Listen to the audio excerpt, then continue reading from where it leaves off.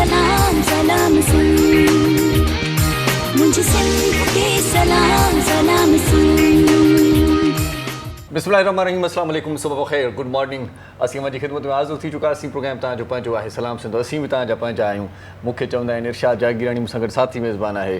अस्सलाम वालेकुम, मुंहिंजो नालो परह सैयद आहे। उम्मीद आहे अवां सभु ठीकु हूंदा। अवां जूं ईदूं जेके आहिनि उहे बहितरीन तरीक़े सां गुज़री वियूं हूंदियूं ऐं बारिशुनि खे बि तव्हां इंजॉय कयो। इंजॉय छा, पर के ईअं खणी चऊं त तकलीफ़ुनि सां बि ईद किन गुज़ारी, छो त इलाही इलाइक़नि में असां ॾिठोसीं पए त बारिश हुई ऐं पोइ बि उज़ही करणी पई। चाहे त हीअ बि हिकिड़ो फ़र्ज़ु आहे ऐं सुनत इब्राहिमी आहे, त पोइ सुनत इब्राहिमी ते माना लागू जेको आहे माण्हू थिए थो, त पोइ जेकी वस वारा हुया, जेके आसूदा माण्हू हुया, उन्हनि क़ुर्बानी पोइ बि कई। बरसाति हुई मुख़्तलिफ़ शहरनि में, पर पोइ बि पंहिंजे तरीक़े सां पंहिंजे इलाइक़नि में उन्हनि ईद खे शान शान तरीक़े सां मल्हायो, पंहिंजे हिसाब सां जेको करे सघियो पियो उन्हनि कयो। पर उहा ई ॻाल्हि त बारिशूं, ऐं वरी इहा ई ॻाल्हि चवंदसि त जेके रहमत आहे, बारिश हिकु रहमत आहे, उहा ज़हमत न आहे ऐं उहा कॾहिं थी बि नथी सघे जेकॾहिं असांजो सिस्टम ऐं असांजो स्टेट जेको आहे उहो सही तरीक़े सां कमु करे। असल में असां मूं काफ़ी पोस्टूं वग़ैरह फेसबुक ते ॾिठियूं त जेका असांजी रहमत आहे बारिश, उहा असांजे ज़हमत थी पई आहे। पर आउं इहा ॻाल्हि ज़रूरु चवंदसि, हर कंहिंजो पंहिंजो ओपिनियन आहे, इहा ॻाल्हि ज़रूरु चवंदसि, कॾहिं बि रहमत ज़हमत नथी थी सघे। अव्हां जा पंहिंजा जेके सिस्टम्स आहिनि उहे ख़राबु आहिनि, छो जो असांजा जेके नाला आहिनि उहे उथली पवनि था, उनखां पोइ पूरे इलाइक़े में पाणी। नाला ख़राबु आहिनि ऐं वरी जेके हुकुमरान आहिनि उहे बि ख़राबु आहिनि ऐं उहे नाला सां गॾु वरी नालाइक़ बि यादि अची वियो। जी, तव्हां बिल्कुलु सही चयो, उहे ई ॻाल्हियूं आहिनि। ऐं तव्हां ॿियो त ठहियो जेको डिफेंस आहे, उहो असांजो जेको आहे उहो लेविश लाइफ चइजे थी, उते गुज़ारी वञे थी। हिकिड़ो ॾाढो सुठो एरिया आहे, उन में तव्हां पाणी ॾिसो केतिरो माण्हुनि माना ॿेड़ियूं पिया हलायूं। अच्छा, हिते वरी ख़बर इहा पई त जेकी वरी वसंदी जेका कच्ची आबादी आहे, उहे वरी इन ॻाल्हि खे मद्देनज़र की चवनि पोइ असां हिते चङा पर डिफेंस वारा एतिरे मुश्किलात जो शिकार आहिनि, भलो आहे असां एतिरा न आहियूं। जेके सुठा इलाइक़ा आहिनि उते वरी अञा बि ड्रेनेज जो जेको सिस्टम आहे उहो शायदि ठीकु न आहे। उहो अक्सर ईअं थींदो आहे डिफेंस वारनि इलाइक़नि में जो ॿेड़ियूं तरंदियूं आहिनि, बल्कि माण्हू तरंदा आहिनि, ॿेड़ियूं बि हलंदियूं आहिनि पियूं, उहे इंजॉय कंदा आहिनि। मूं हिकिड़ी पोस्ट ॾिठी जेका वायरल थी, हुननि ॿेड़ी हलाए करे ॾाढो इंजॉय पिया कयो। अमीरनि जी त ले आहे, इन शइ खे बि इंजॉय कनि, असां हिन में वञूं पिया, तव्हां इंजॉय पिया कयो इन शइ खे। बहरहाल चवण जो मक़सदु इहो आहे त ईद मुबारक वरी वापसी खां पोइ तव्हांजी ख़िदमत में हाज़िर थी वियासीं। ईद मुबारक इन करे ॿीहर चऊं त तव्हांखे ख़बर पए, अंदाज़ो थिए त वाक़ई में बसि लाइव प्रोग्राम में अची विया आहियूं। तव्हांजी ईद कीअं गुज़री, भला पंहिंजो त हाल वाल ॾियो, किथे गुज़ारी? बारिशुनि में घर हुयो, घर खां निकितो ई न, छा सूरत हाल हुई? हा, बसि इहो ई सम्झो, ईद गुज़री वई। अच्छा, गुज़ारणी पई, छो जो हिन ईद ते हिकिड़ो चवंदा आहिनि चाह हूंदो आहे, उहो मज़ो न हो अलाए छो। हिकिड़ो त बारिश बि, वरी मौसम जो जेको हो ऐं मतलब अजीब हो, मज़ो न आयो। सही सही, मज़े सां यादि आयो त वरी हाणे चवनि था त 14 तारीख़ खां वठी 18 तारीख़ ताईं वरी इहे 4 ॾींहं ख़तरनाक क़िस्म जूं, ख़तरनाक क़िस्म जूं बरसातूं पवंदियूं। बिल्कुलु। सो अॼु बि मौसम जेका कराची जी आहे उहा झुड़ाली मौसम आहे। ईअं भउ थिए थो त थोरी देरि खां पोइ बारिश वसंदी, पहिरियां बारिश वसंदी आहे त पोइ असां चवंदा आहियूं शुकुर शुकुर शुकुर। हाणे वरी जॾहिं वसे थी घणी त अलाह सब्र, हाणे बस कर। उहा ई ॻाल्हि तव्हांखे ख़बर आहे, सुबुह जो पूरी वाट दुआ कंदी आहे त अलाह साईं मॉर्निंग शो ख़तम थी वञे, पोइ बारिश पवणी हुजे त भले पवे, हींअर न पवे, रस्ते में न पवे, ॾाढो माण्हू ख्वार थो थिए। पोइ जेको सफ़र अधु कलाक जो आहे न, उहो 3 कलाकनि जो सफ़र थी वञे थो। असांजा रोड रस्ता जेके आहिनि उहे एतिरे हद ताईं ख़राब थी वञनि था त गाॾियूं स्लिप थियनि पियूं। हालांकि ईद जे ॿिए ॾींहं ते ख़बर आई हुई त कराची में जेको माण्हू अची रहियो, हुनजी डेथ थी वई, हुनजी गाॾी लुड़ी वई ऐं अहिड़ा काफ़ी माण्हू करंट लॻण सबब बि ईअं थी विया आहिनि, उन्हनि जी डेथ थी वई आहे। सो बरसाति जो जॾहिं बि वारो अचे या मौसम अहिड़ी हुजे त बराए महिरबानी पोलनि खे हथु लाइण खां पासो कंदा कयो या उन्हनि जे भरिसां गुज़रण खां पासो कंदा कयो। अॻे साल बि 2-3 माण्हू मरी विया हुया। ढोर ढगा बि जेकॾहिं कंहिं बिजली वारे पोल जे भरिसां गुज़रनि था त उन्हनि खे बि करंट लॻे थो। सो पंहिंजो एहतियात कयो, पंहिंजे माल मता जो एहतियात कयो ऐं ॿारनि खे ॿाहिरि न कढो महिरबानी करे। जेकॾहिं कचो इलाइक़ो आहे त उते वरी रहंदो गप थिए थी, धुॿण थिए थो, त उते बि किरण जो ख़तरो घणो थी वञे थो। सो अलाह साईं तव्हांखे पंहिंजे हिफ़्ज़ो अमान में रखे। ईद ख़ैरनि सां गुज़ारीसीं। ईद ॾींहुं ख़ुशियूं हुयूं ऐं मज़ो बि हुयो, पर कल्ह खां वठी करे कुझु सैड ख़बरूं बि मार्केट में गर्दिश कनि पियूं ऐं हिकु न टे ख़बरूं, ॾाढी अफ़सोस जहिड़ी ॻाल्हि आहे। या त हिकु ख़बर, उन खां पोइ ॿी ख़बर, वरी टी ख़बर, मुसलसिल उहे ख़बरूं अचनि पियूं। मूंखे ॾाढी माना अफ़सोस जहिड़ी ॻाल्हि लॻी त छा जी न चवंदा आहिनि त रीस कई आहे तव्हां कंहिं शइ सां, उहा शइ थिए पई। असां लाइ ॾाढी मतिलबु हिकिड़ी चवंदा असीं त अफ़सोसनाक ख़बर आहे, ॾाढी ॾुखोईंदड़ ख़बर आहे, पूरे सिंध वासियुनि लाइ ॾुखोईंदड़ ख़बर आहे। बल्कि जेका ॿी ॻाल्हि आहे त उहा पाकिस्तान लाइ, सभिनी जे लाइ ॾुख वारी ख़बर आहे त पाकिस्तानी फिल्म इंडस्ट्री जो जेको मशहूरु अदाकार आहे मुस्तफ़ा कुरैशी साहिबु, उनजी वनी, उनजी जीवन साथियाणी रुबीना कुरैशी साहिबा उन जी डेथ थी वई आहे, उहा वफ़ात करे वई आहे, जेका ख़बर आहे सभिनी सिंध वासियुनि जे लाइ, बल्कि जीअं तव्हां चयो त पाकिस्तान जे लाइ तमामु घणी ॾुख वारी ख़बर हुई ऐं असांजे मथां विॼ बणिजी कड़की ऐं असीं ॾाढो परेशान थियासीं। असीं छो जो उन्हनि खे नाइट एंगल ऑफ सिंध चवनि था, कोयल सिंध जी चयो वञे थो। ऐं उन खां अलावा जेकॾहिं अव्हांखे ॿुधाईंदी हलां त रुबीना कुरैशी जो जेको असुल नालो हो उहो आयशा कुरैशी हो। संदन जेको बेसिकली तालुक़ हो उहो हैदराबाद जे शहर इलाइक़े सदर सां हो। उन्हनि जेका नंढपण में जॾहिं स्कूल जी लाइफ हुई उन्हनि जी, त उन्हनि शुरूआत जेका कई हुई उहा नात खां शुरूआत कई हुई। उन खां पोइ स्कूल में मिली नगमा वग़ैरह ॻाइणु शुरू कया। उन खां पोइ जॾहिं हू यूनिवर्सिटी लाइफ में आई, उन्हनि यूनिवर्सिटी जेका आहे उहा सिंध यूनिवर्सिटी मां कई आहे ऐं जेका हिस्ट्री डिपार्टमेंट मां कई आहे। ऐं उन खां पोइ जेकॾहिं ॻाल्हि कजे त हुननि जी जेका शुरूआत हुई, जेका प्रोफेशनल कैरियर जी शुरूआत हुई उहो रेडियो पाकिस्तान मां थी। उन में हुननि खे मौक़ो मिलियो, हू आयूं ऐं उन खां पोइ हुननि पाण खे मंझरायो ऐं उन खां पोइ नाइट एंगल जो जेको आहे उन्हनि खे सिंध जी नाइट एंगल जो जेको आहे उहो उन्हनि खे हिकिड़ो चई सघूं था त हिकिड़ो लक़ब मिली वियो। पूरी सिंध उनखे इन्ही नाले सां सुञाणे थी। ऐं उन खां पोइ हुननि जी ॻाल्हि करियां त उन्हनि खे 2 सालनि खां कैंसर हुई।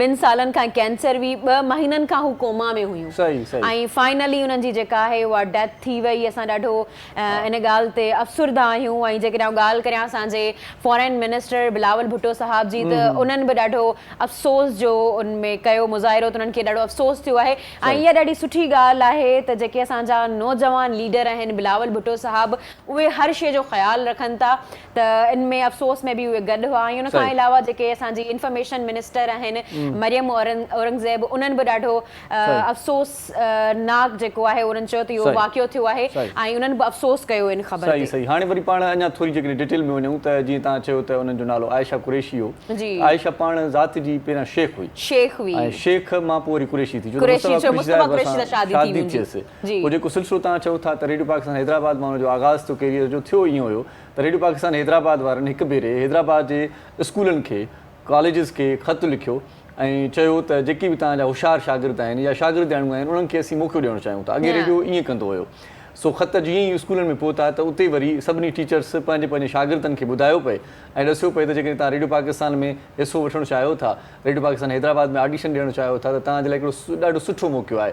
सो उन मौक़े ते आयशा खे इहा ख़्वाहिश थी त छो न आउं बि रेडियो पाकिस्तान ते वञा, पार्टिसिपेट कयां ऐं पोइ हू रेडियो ते वई। छो त फैमिली जो बैकग्राउंड जेको आहे न उहो ॾाढो सभिनी जो थोरो मुश्किलातुनि जो हूंदो आहे। औरतुनि खे ॿाहिरि निकिरणु ॾींदा आहिनि या छोकिरियुनि खे ख़ासि तौर ते। पर हिननि जी फैमिली जेका आहे उहा पढ़ियल गढ़ियल फैमिली हुई, बाज़ारी माना जेको वापार सां जेके आहे उहो उन्हनि जो तालुक़ हो, त वापारी फैमिली हुई, पढ़ियल गढ़ियल फैमिली। थोरी बाउंड्रीज़ हूंदियूं आहिनि। पोइ आयशा ईअं कयो त पोइ लिक छप में जेको ऑडिशन जेको थियो त उते हुन पंहिंजो नालो मटाए छॾियो। आयशा शेख उते रुबीना नालो सॾायो। रुबीना जे नाले सां उहो तमामु घणी पॉपुलर थी, जॾहिं हुनजो आवाज़ गूंजियो रेडियो पाकिस्तान ते त पोइ माण्हुनि हुनखे ॿुधो। पोइ अॻिते हली करे इहो इंकिशाफ़ थियो त इहो रुबीना जेका आहे उहा असल में आयशा आहे। बाक़ी PTV ते रेडियो पाकिस्तान हैदराबाद ते जीअं मुतारिफ़ थी त उन खां पोइ वरी PTV ते अब्दुल करीम बलोच साहिब हुनखे मुतारिफ़ करायो ऐं अब्दुल करीम बलोच साहिब तमामु घणो सुठो ज़बरदस्त कंहिं दौर जो सरबराह हुयो PTV जो ऐं हुन तमामु घणियूं जॉब्स बि ॾिनियूं, ख़ासि तौर ते कॉम्प्रेस माण्हू हुयो ऐं जेकी बि TV ते हिन वक़्तु बि जंहिंखां पुछा कंदो सीनियर अदाकार हुजे या सीनियर एम्प्लॉई हुजे, उहो तव्हांखे अब्दुल करीम बलोच साहिब जे लाइ ज़रूरु चवंदो, ॾाढो हिमथाईंदो हुयो ऐं उन रुबीना कुरैशी खे मौक़ो ॾिनो। रुबीना कुरैशी राग जी जेका सिख्या आहे उहा शुरूआत में जेको आहे सो मास्टर इब्राहिम ऐं उस्ताद जुमन खां वरिती ऐं छोटे गुलाम अली खां वरिती। खोड़ सारनि फनकारनि सां गॾु हुन कमु कयो। इन खां सवाइ खोड़ सारा एवार्ड पिणु माणिया, कलंदर एवार्ड, मुख़्तलिफ़ सारा एवार्ड जेकी पाकिस्तान जा तमामु घणा नामयारा एवार्ड आहिनि उहे पिणु भिटाई जो जेको अवार्ड आहे उहो उन्हनि खे न मिली सघियो। हालांकि उन्हनि भिटाई खे ॾाढो गायो बि हो, तंहिं हूंदे बि उन्हनि खे उहो अवार्ड न मिली सघियो। इन खां अलावा जेकॾहिं ॿी ख़बर अवां सां शेयर कंदा, बल्कि हिकिड़ी ॻाल्हि ॿी बि असां एड कंदा हलूं त रुबीना कुरैशी साहिबा जो वर तव्हां सुञाणो, मुस्तफ़ा कुरैशी साहिब, उनजो हिकिड़ो फर्ज़ंद आहे आमिर कुरैशी, उहे ज़बरदस्त होस्टिंग कनि था, उहो गाए बि थो ऐं ॾाढो सुठो एक्टर बि आहे ऐं मुख़्तलिफ़ उर्दू चैनल्स ते तव्हां उनखे ॾिसंदा तमामु घणी सुठी एक्टिंग आहे। ऐं अरबीला उनजी हिकिड़ी धीउ आहे, ॿ उनखे माना ॿार हुया, अरबीला ऐं आमिर कुरैशी, जेकी हिन वक़्तु आमिर कुरैशी साहिबु ॾाढो सुठो ॻाए थो। ॿी ख़बर हाणे वरी तव्हां ॿुधाईंदो। जी बिल्कुलु अव्हां सही चयो त उन खां अलावा जेकॾहिं ॿी ख़बर ॿुधायां त उहा ॾाढी अफ़सोसनाक ख़बर आहे ऐं असां ॾाढा अफ़सुरदा आहियूं अॼु इन्हनि ख़बरुनि खे ॿुधी करे, अव्हां सां शेयर करे। उमेद आहे तव्हांखे बि इहा ॻाल्हि ॾुख थियो हूंदो। असां उन्हनि लाइ दुआ घुरूं सभिनी लाइ। जेके तनवीर जमाल आहिनि उहे पाकिस्तान जा ॾाढा सुठा एक्टर, प्रोड्यूसर, डायरेक्टर, उन्हनि जी बि डेथ थी वई। उन्हनि जी जेकॾहिं आउं ॿुधाईंदी हलां त उन्हनि जो 2016 में कैंसर, लंग कैंसर जो जेको थियो हो डायग्नोस थियो हो। उन खां पोइ हू ठीक कैंसर वगैरह इलाही असांजा आर्टिस्ट मरन था एग्जैक्टली कैंसर हिते में पाकिस्तान में भी सूरत हाल आहे भारत में भी सूरत हाल अक्सर जेकी भी डेथ्स थियनि थियूं उहे जेकी भी अदाकार मरन था अक्सर ईअं थिए थो त उनखे कैंसर ॿुधायो वञे थो उन जो मेन रीजन खाधो पीतो आहे असांजो असांजी जेका डाइट आहे न उहो रीजन आहे त असां उहो डाइट में असां ख़्याल नथा रखूं ऐं पोइ उहे बीमारियूं असांखे सफ़ा चंबड़ी वञनि थियूं त उहा ई ॻाल्हि त उन्हनि जी 2016 में डायग्नोस थी हुई उन खां पोइ उहे ठीकु थी विया ऐं उहे टेलीविज़न में बैक थिया ऐं उन खां अलावा उन्हनि काफ़ी पंहिंजूं फिल्म्स ड्रामा कया ऐं पंहिंजा जौहर ॾेखारिया ऐं उन खां पोइ वरी हींअर ई लास्ट ईयर जेको आहे उन्हनि खे वरी डायग्नोस थी वई कैंसर ऐं उन खां पोइ जापान में उन्हनि पंहिंजो उन्हनि जी डेथ थी वई हली ऐं उहे उन्हनि उनजी जेका वाइफ आहे उहा जापान में रहे थी उहा जापानीज़ आहिनि ऐं उन जा जेके ॿ ॿार आहिनि उहे बि जापानीज़ आहिनि उहे बि जापान में पर जंहिं बि किरदार में असां उनखे ॾिठोसीं भरपूर ॾिठोसीं ऐं असां टीवी स्क्रीन ते जॾहिं उनखे ॾिसंदा हुआसीं त उनजी जेका एक्टिंग हूंदी हुई उहा मुतासिर कंदड़ हूंदी माण्हू पोइ चैनल तब्दील न करे सघंदो हुयो 35 इयर्स जी उन्हनि जी जेका पूरी एज हुई मतिलबु उन एज जेका आहे उहा पंहिंजी फिल्म इंडस्ट्री या जेका चवनि ड्रामा इंडस्ट्री खे सही सही इन खां सवाइ ॿी जेका ॾुख वारी ख़बर आहे उहा कल्ह सेवण मां पहुती असां सोशल मीडिया ते बि ॾिठीसीं तव्हां असां सभिनी जेकी बि ख़ासि तौर ते फ़नकार तबिको आहे जेको बि आर्टिस्ट तबिको आहे उनजे लाइ ॾाढी ॾुखी ख़बर आहे त मशहूरु ढोलक नवाज़ उस्ताद अंबु जोगी कल्ह उनखे हार्ट अटैक थियो सेवण में हिकिड़ो प्रोग्राम हुयो उते हार्ट अटैक थियण सबबु हू ॾाढाणो करे वफ़ात कयो अंबु जोगी जी ख़ासि तौर ते जेकॾहिं ज़िक्र कयूं त हुनजो जेको कमु आहे मुख़्तलिफ़ जेकी पुराणे वक़्त में जेकी कैसेटूं ईंदियूं हुयूं यकतार चपड़ी जूं तव्हां हुन में हिकिड़ो आवाज़ ज़रूरु ॿुधो हूंदो यकतार चपड़ी जो फ़नकार जॾहिं बि ॻाईंदो हुयो त विच में हिकिड़ो होको ज़रूरु ईंदो हिकिड़ो आवाज़ ज़रूरु ईंदो उस्ताद अंब जोगी आशिक़ ॾिसी पंहिंजे महबूब खे छा पियो चए उस्ताद अंब जोगी चवे पियो त छा पियो चए इहो आवाज़ जेको हुयो उहो तमामु घणो मक़बूल हुयो कैसेट्स में ऐं उहो कैसेट जी दुनिया जॾहिं बंदि थी या ख़तमु थी त उनखां पोइ टीवी ऐं ख़ासि तौर ते इलेक्ट्रॉनिक मीडिया जॾहिं पेर पंहिंजा साया त उते बि उस्ताद अंब जोगी मुख़्तलिफ़ प्रोग्रामनि में जलवा करतो उस्ताद अंब जोगी ढोलक ॾाढी ज़बरदस्त वॼाईंदो हुयो सिंध जो वॾो लॉस आहे बिल्कुलु बिल्कुलु हिकिड़ो रिदम आर्टिस्ट जेको आहे सो उहो गुज़ारे वियो रिदम आर्टिस्ट जो हिकिड़ो ख़ाल पैदा थी वियो असां उन ॾींहुं बि प्रोग्राम कयोसीं जॾहिं मौसीक़ीअ ते त मूं तॾहिं बि इहा ई ॻाल्हि कई पई त फ़नकार हर को थी वञे थो भला हीअ जेकी असांजा जेके इंस्ट्रूमेंट आहिनि उन्हनि खे सिखण लाइ अॻिते नौजवान छो नथा अचनि मतिलबु कीबोर्ड थियो ढोलक थी या बेंजो थियो या बाजो थियो या बैंसरी थी इहे जेके साज़ वॼाइण वारा माण्हू आहिनि उहे असां वटि मार्केट में घटि आहिनि सो घटि वॼाइण वारनि मां वरी हिकिड़ो अनमोल हीरो जेकॾहिं विञाइजी वञे या विछड़ी वञे त ॾाढो अफ़सोस थिए थो ॾाढो ॾुख थिए थो सो उस्ताद अंब जोगी जलाल चांडे जी कैसेटुनि में बि हुनजो आवाज़ मतिलबु इहो होको असां ॿुधोसीं ऐं मुख़्तलिफ़ यकतार चपड़ी वारनि फ़नकारनि जे कैसेटुनि में बि उस्ताद अंब जोगी ॾाढी सुठी वजत कई ऐं उस्ताद अंब जोगी खे बार बार फ़नकार माना हुजत मां चवंदा हुआ त उस्ताद अंब जोगी ॿुधे थो आशिक़ जा सूर त उस्ताद अंब जोगी चवंदो ॿुधाए था ॿुधाए सो उस्ताद अंब जोगी उमिरि एतिरी हुनजी वॾी कोन हुई सो ईअं खणी चऊं त सफ़ा को झूनो हुयो पोड़ो हुयो जेको गुज़ारे वियो न पर हू असांजी उमिरि जो इहो पर ॻाल्हि इहा आहे त वक़्त जी ॻाल्हि आहे कंहिं वक़्तु बि मौत अची सघे थो ऐं चुगे वटि प्यार जा दाणा हयाती मुख़्तसिर आहे सो मुख़्तसिर हयातीअ में ख़बर नाहे कहिड़ो गुल कॾहिं कहिड़ी टारीअ मां पड़िजी वञे या किरी पवे अंब जोगीअ जे विछोड़े ते अंब जोगीअ जे लाॾाणे ते असीं हुनजे पोरनि सां ॾुख में बराबरि जा शरीक आहियूं हिकिड़ो सानियो आहे हिकिड़ो तमामु घणो गहरो ॾुख आहे जेको ख़ासि तौर ते सिंधी मौसीक़ीअ में तमामु वॾो ख़ाल आहे सिंधी मौसीक़ी में अहिड़ो ख़ाल भरिजणु नामुमकिन आहे अवां बिल्कुलु सही था चओ छो जो उहो लॉस सिर्फ़ु उन्हनि जे घर जो लॉस न आहे जेके असां वटि टैलेंटेड माण्हू हूंदा आहिनि उन्हनि जो लॉस ऐं सम्झां थी पूरी क़ौम जो लॉस आहे असांजी पूरी सिंध जो लॉस आहे उन्हनि जो बेसिकली तालुक़ु जेको टन वलायार सां हो ऐं असां सभु जेके आहियूं इन ॻाल्हि ते आहियूं ऐं मूं जेकॾहिं फेसबुक खोलियो सुबुह साण त मूंखे सिर्फ़ु इहे ख़बरूं पिया आहियूं त मतिलबु इहे ई शइ पे नज़र आई त माण्हू ॾाढा अफ़सुरदा आहिनि ॾाढा गमगीन आहिनि छो जो असां वटि कल्ह जे ॾींहं ते ई टे वाक़िया थिया आहिनि असां जेके बि फैमिली मेंबर्स हुन जे ॾुख में बराबरि जा शरीक आहियूं ऐं असां दुआ घुरूं जी असां अफ़सोस करे सघूं था असां दुआ घुरूं त अलाह ताला उन्हनि खे जन्नत में जॻह अच्छा जी जल अख़बार पढ़ंदासीं थोरी देरि में पर हिन खां पहिरियां हिकिड़े वाक़िए ते आउं ॻाल्हाइण हिन वक़्तु तमामु घणो अहम सम्झां थो छो त ईद जे ॿिए ॾींहं खां वठी उहो वाक़ियो आहे ऐं सॼी सिंध में तमामु घणो जेको आहे सो ॾुख तमामु घणो रंज ऐं गुस्सो आहे कावड़ आहे थियो ईअं आहे त बिलावल काका जी डेथ थी तव्हांखे ख़बर आहे हैदराबाद में उनखां पोइ वरी जेका लिसानियत फैलाई थी वञे जेका पखेड़ थिए थी माण्हू पठाणनि सां विढ़नि था पठाण सिंधियुनि सां विढ़नि था इहा ॻाल्हि ॾाढी ॾुख वारी आहे ईअं न करणु घुरिजे मुंहिंजे ख़्याल में सो कुझु दोस्तनि इहो लिखियो पए त बाइकाट कजे उन्हनि जे कारोबारनि जो बाइकाट कजे एतिरे हद ताईं त ठीकु रहियो पर उनखां पोइ उन्हनि जा होटल्स जेकी बंदि कराया विया आहिनि उन्हनि जूं जेकी मार धाड़ जेका थी आहे उन में थिए ईअं थो त पाण जेकी अफ़गानी पठाण आहिनि उन्हनि जी आड़ में उन्हनि खे ॾिसी करे पाण जेके पाण वटि सिंधी जेके माण्हू आहिनि जेकी सिंधी माण्हुनि जा जेकी सिंधी पठाण दोस्त आहिनि पठाण ते पाण वटि इलाही सिंधी बि ॻाल्हाइनि था सो जेकी हितां जा रहाकू थी विया आहिनि पाकिस्तान जा जेकी रहाकू आहिनि उन्हनि पठाणनि सां बि ज़्यादती थिए पठाणनि जी इहा ॻाल्हि आहे त हू सिंधी ॻाल्हाए वेंदा आहिनि असांजा जेके उर्दू स्पीकिंग भाइर आहिनि उहे अञा बि सिंधी न आहिनि सिखिया ई न आहिनि ॻाल्हाईंदा पर पठाण जेके आहिनि उहे वरी बि सिंधी ॻाल्हाए वेंदा आहिनि ऐं उनखां अलावा मां इहा ॻाल्हि सही चई पर वॾा ॿिया वधीक आहिनि जेके ओपिनियंस ॾियनि पिया, असांजी अञा एतिरी अकल न आहे जो शायदि थींदो ईअं न जेकॾहिं असीं कंहिंसां वणंदासीं त अॻियों बि असां वणंदो। तव्हां ॾिठो पिए त जेकी सिंधियुनि जा जेके काफ़िला आहिनि मुख़्तलिफ़ शहरनि में घुमण आहिनि त उन्हनि जी बि रस्ता रोक कई वई आहे। बलोचिस्तान में जॾहिं हू विया त पोइ हुननि बस में जेको आहे उहो ॻोल्हे करे उन्हनि खे कढी करे तव्हां मां सिंधी कहिड़ा सिंधियुनि जी तज़लील कई वई, उन्हनि खे ॿाहिरि वापसि चाहियां थो त इन जेको आहे सो माहौल खे हथी न ॾिनी वञे। थींदो ईअं त नुक़सानु ॾाढो थींदो, पोइ वरी वॾा जेकी चङा मुड़ुस आहिनि वेही करे वरी को फ़ैसिलो कंदा। फ़ैसिलो त पोइ बि थींदो पर इन खां पहिरियां को वॾो नुक़सानु न थी वञे। इनजे करे पाण इहा लिसानियत न पकड़ियूं त बहितर आहे। तव्हां सही था चओ, मुंहिंजे ख़्याल सां असांखे बाइकॉट करणु जेकी जवाबदार आहिनि ख़ासि तौर ते जेकी पाण जेकी कातिल आहिनि उन्हनि सां ई चङो हुजे, उन्हनि सां ई वेड़ो हुजे, कानूनी वेड़ो हुजे। सभई पठाण या सभई सिंधी हिकु जेकॾहिं को वाक़ियो थिए थो त उनजा ज़िम्मेदार नथा थी सघनि। तव्हां बिल्कुलु सही था चओ। मुंहिंजे ख़्याल सां तव्हां जेका ॻाल्हि चई त बाइकॉट असांखे करणु खपे। असांखे जेको उन्हनि जी माना जेके असां उन्हनि जे वापारी जेके असल में असां वटि जेके बि होटल्स आहिनि, असांजा जेके दुकान आहिनि उन्हनि में सभु पठान ई आहिनि त उन्हनि जो बाइकॉट करणु खपे असांखे। बल्कि बाइकॉट या न बि कयो तॾहिं बि तव्हां जेकॾहिं चाहियो था त पंहिंजो हुनुर वधायो ऐं जेकी सोचो था वापार कयो, छा छा कंदो पर असां वटि इहा आहे तना परस्ती आहे। असां वटि छा थींदो भला? असां जेकॾहिं कालीन खपाए न सघंदासीं, असां बूट पॉलिश करे न सघंदासीं, असां खॾ खोटे न सघंदासीं, मतिलबु जेकी रस्ते ते ट्रेन जो जेको सिस्टम थींदो आहे त उनखे पठाणनि खे तमामु घणो पाण छोला खपाए कोन सघंदासीं, पाण मकई खपाए कोन सघंदासीं। त असल ॻाल्हि जेका आहे न उहो हर मामले जो जेको हल आहे न सॉल्यूशन जेको आहे पॉलिटिक्स में आहे। जेसि ताईं पॉलिसीज़ न ठहंदियूं, जेसि ताईं असांजी जेका पॉलिटिशियंस आहिनि उहे अॻियां न ईंदा तेसि ताईं असां कुझु बि करे छॾियूं छा थींदो, को सॉल्यूशन असांखे न मिलंदो। मुंहिंजे ख़्याल सां पॉलिटिशियंस जेके आहिनि या पॉलिटिक्स जेको आहे उहो हर मामले जो सॉल्यूशन आहे। सही। सो बहरहाल अख़बार जी जल में बि छा लिखियलु आहे थोरी निगाह विझूं, उन खां पोइ ब्रेक जो टाइम थी वियो आहे। कुझु अहम मामला हुआ जिन ते डिस्कस करणु ताईं लाज़िम हो। जी बिल्कुलु जी हाँ। अच्छा जेकॾहिं आउं ॾिसंदी हलां त अगरि अव्हां वटि मूं वांगुरु जी मौजूदु आहे मुंहिंजे हथ में डेली जी जल, अगरि अव्हां जे हथ में मौजूदु न आहे त तव्हां वञी वेबसाइट ते पढ़ी सघो था www.dailyjijal.com ते। ऐं जेकॾहिं अॼु जी तारीख़ अव्हांखे ॿुधाईंदी हलां, ख़मीस जो ॾींहुं आहे 14 जुलाई 2022 मुताबिक़ 14 ज़ुल्हज आहे।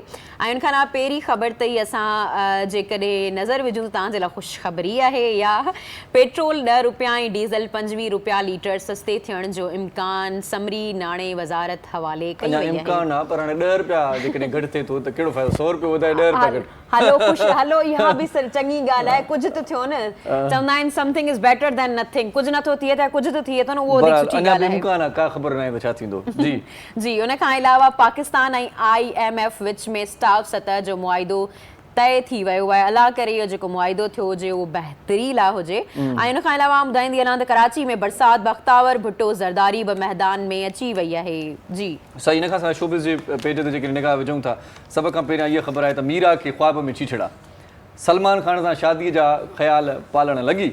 ऐं सलमान खान जेकॾहिं शादीअ जी आच कंदो त मां खेसि मना न करे सघंदुमि। मीरा चए थी सलमान खान शादी आच करे त मां शादी लाइ कंदुमि। हाणे सलमान खान चरियो थियो आहे, उन खां कल्ह थिड़ी आहे, पर कुझु बि थी सघे थो। ख़्याल त ख़्याल आहे।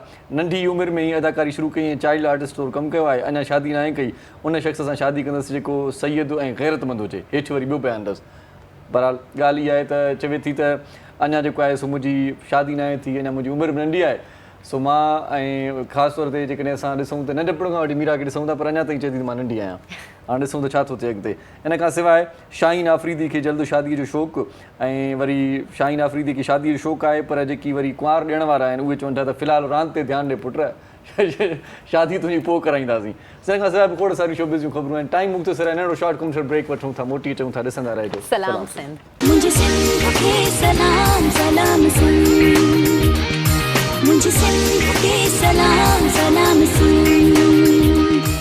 सलाम सिंध में हिकु भेरो वरी तव्हांखे भलीकार चऊं था। ॾाढो सुठो प्रोग्राम अॼु बि थींदो। सुठा मानाइता मिठड़ा महिमान पहुची चुका आहिनि, उन्हनि जो तारुफ़ करायूं था तव्हां सां। उन खां पोइ वरी कचहरी जो आगाज़ कयूं था। तारुफ़ जे लाइ पिरह मौजूदु आहे। जी इरशाद, पहिरियां कंहिंजी बर्थडे बि उन्हनि खे विश करे वठूं पाण। बिल्कुलु बिल्कुलु। असांजो हिकिड़ो दोस्त आहे, असांजो साथी आहे, बल्कि असांजे सिंध TV 7 जो मेंबर बि आहे।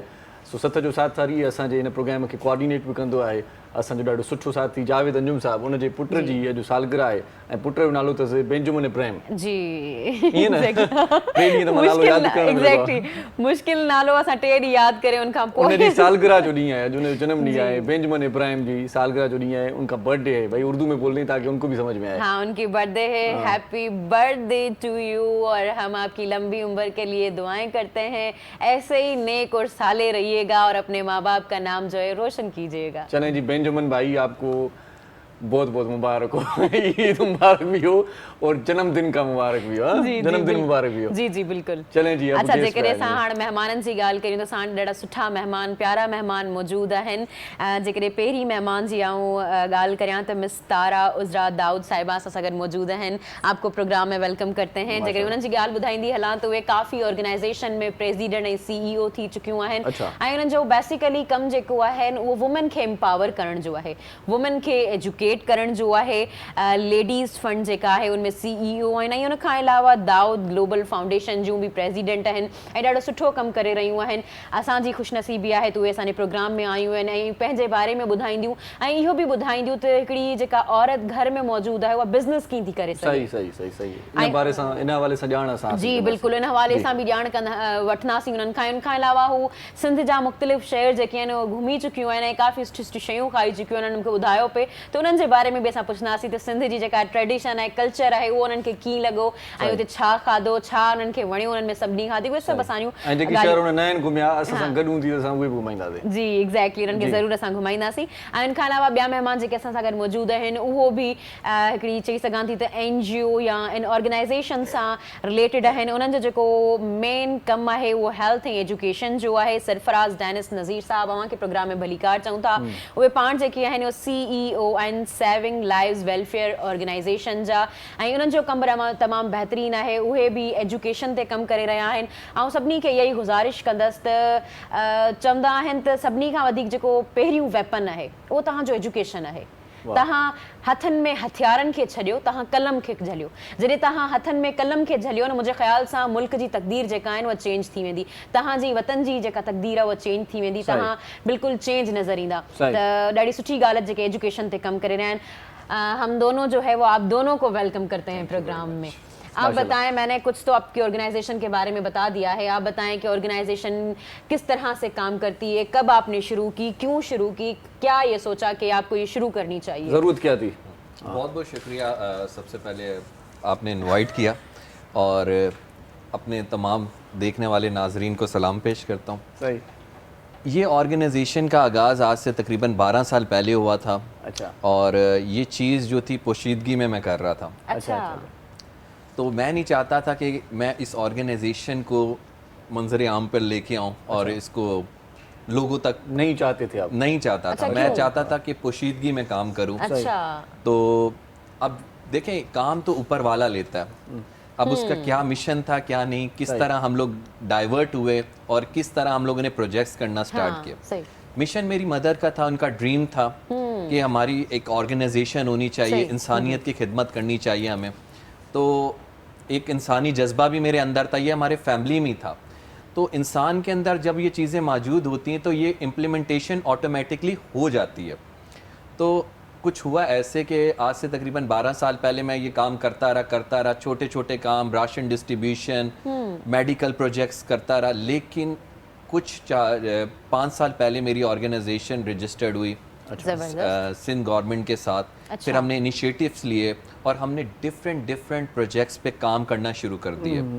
मैंडेट जो था हमारा हेल्थ और एजुकेशन पर है। अच्छा। लेकिन हेल्थ और एजुकेशन के अलावा हम लोगों ने कोलैबोरेशंस की बहुत सी ऑर्गेनाइजेशन के साथ की। हमने रमज़ान में बहुत से सहरी अफ्तारी के प्रोग्राम्स किए। हमने बार एसोसिएशन के साथ कोलैबोरेशन की। अच्छा। हमने ट्री प्लांटेशन की। अच्छा। हमने दाऊद ग्लोबल फाउंडेशन के साथ कोलैबोरेशन की जिसमें राशन डिस्ट्रीब्यूशन किया हमने। अच्छा। इसके अलावा हम लोगों ने मेडिकल कैंप्स लगाए। इंटीरियर सिंध में काम किया हम लोगों ने।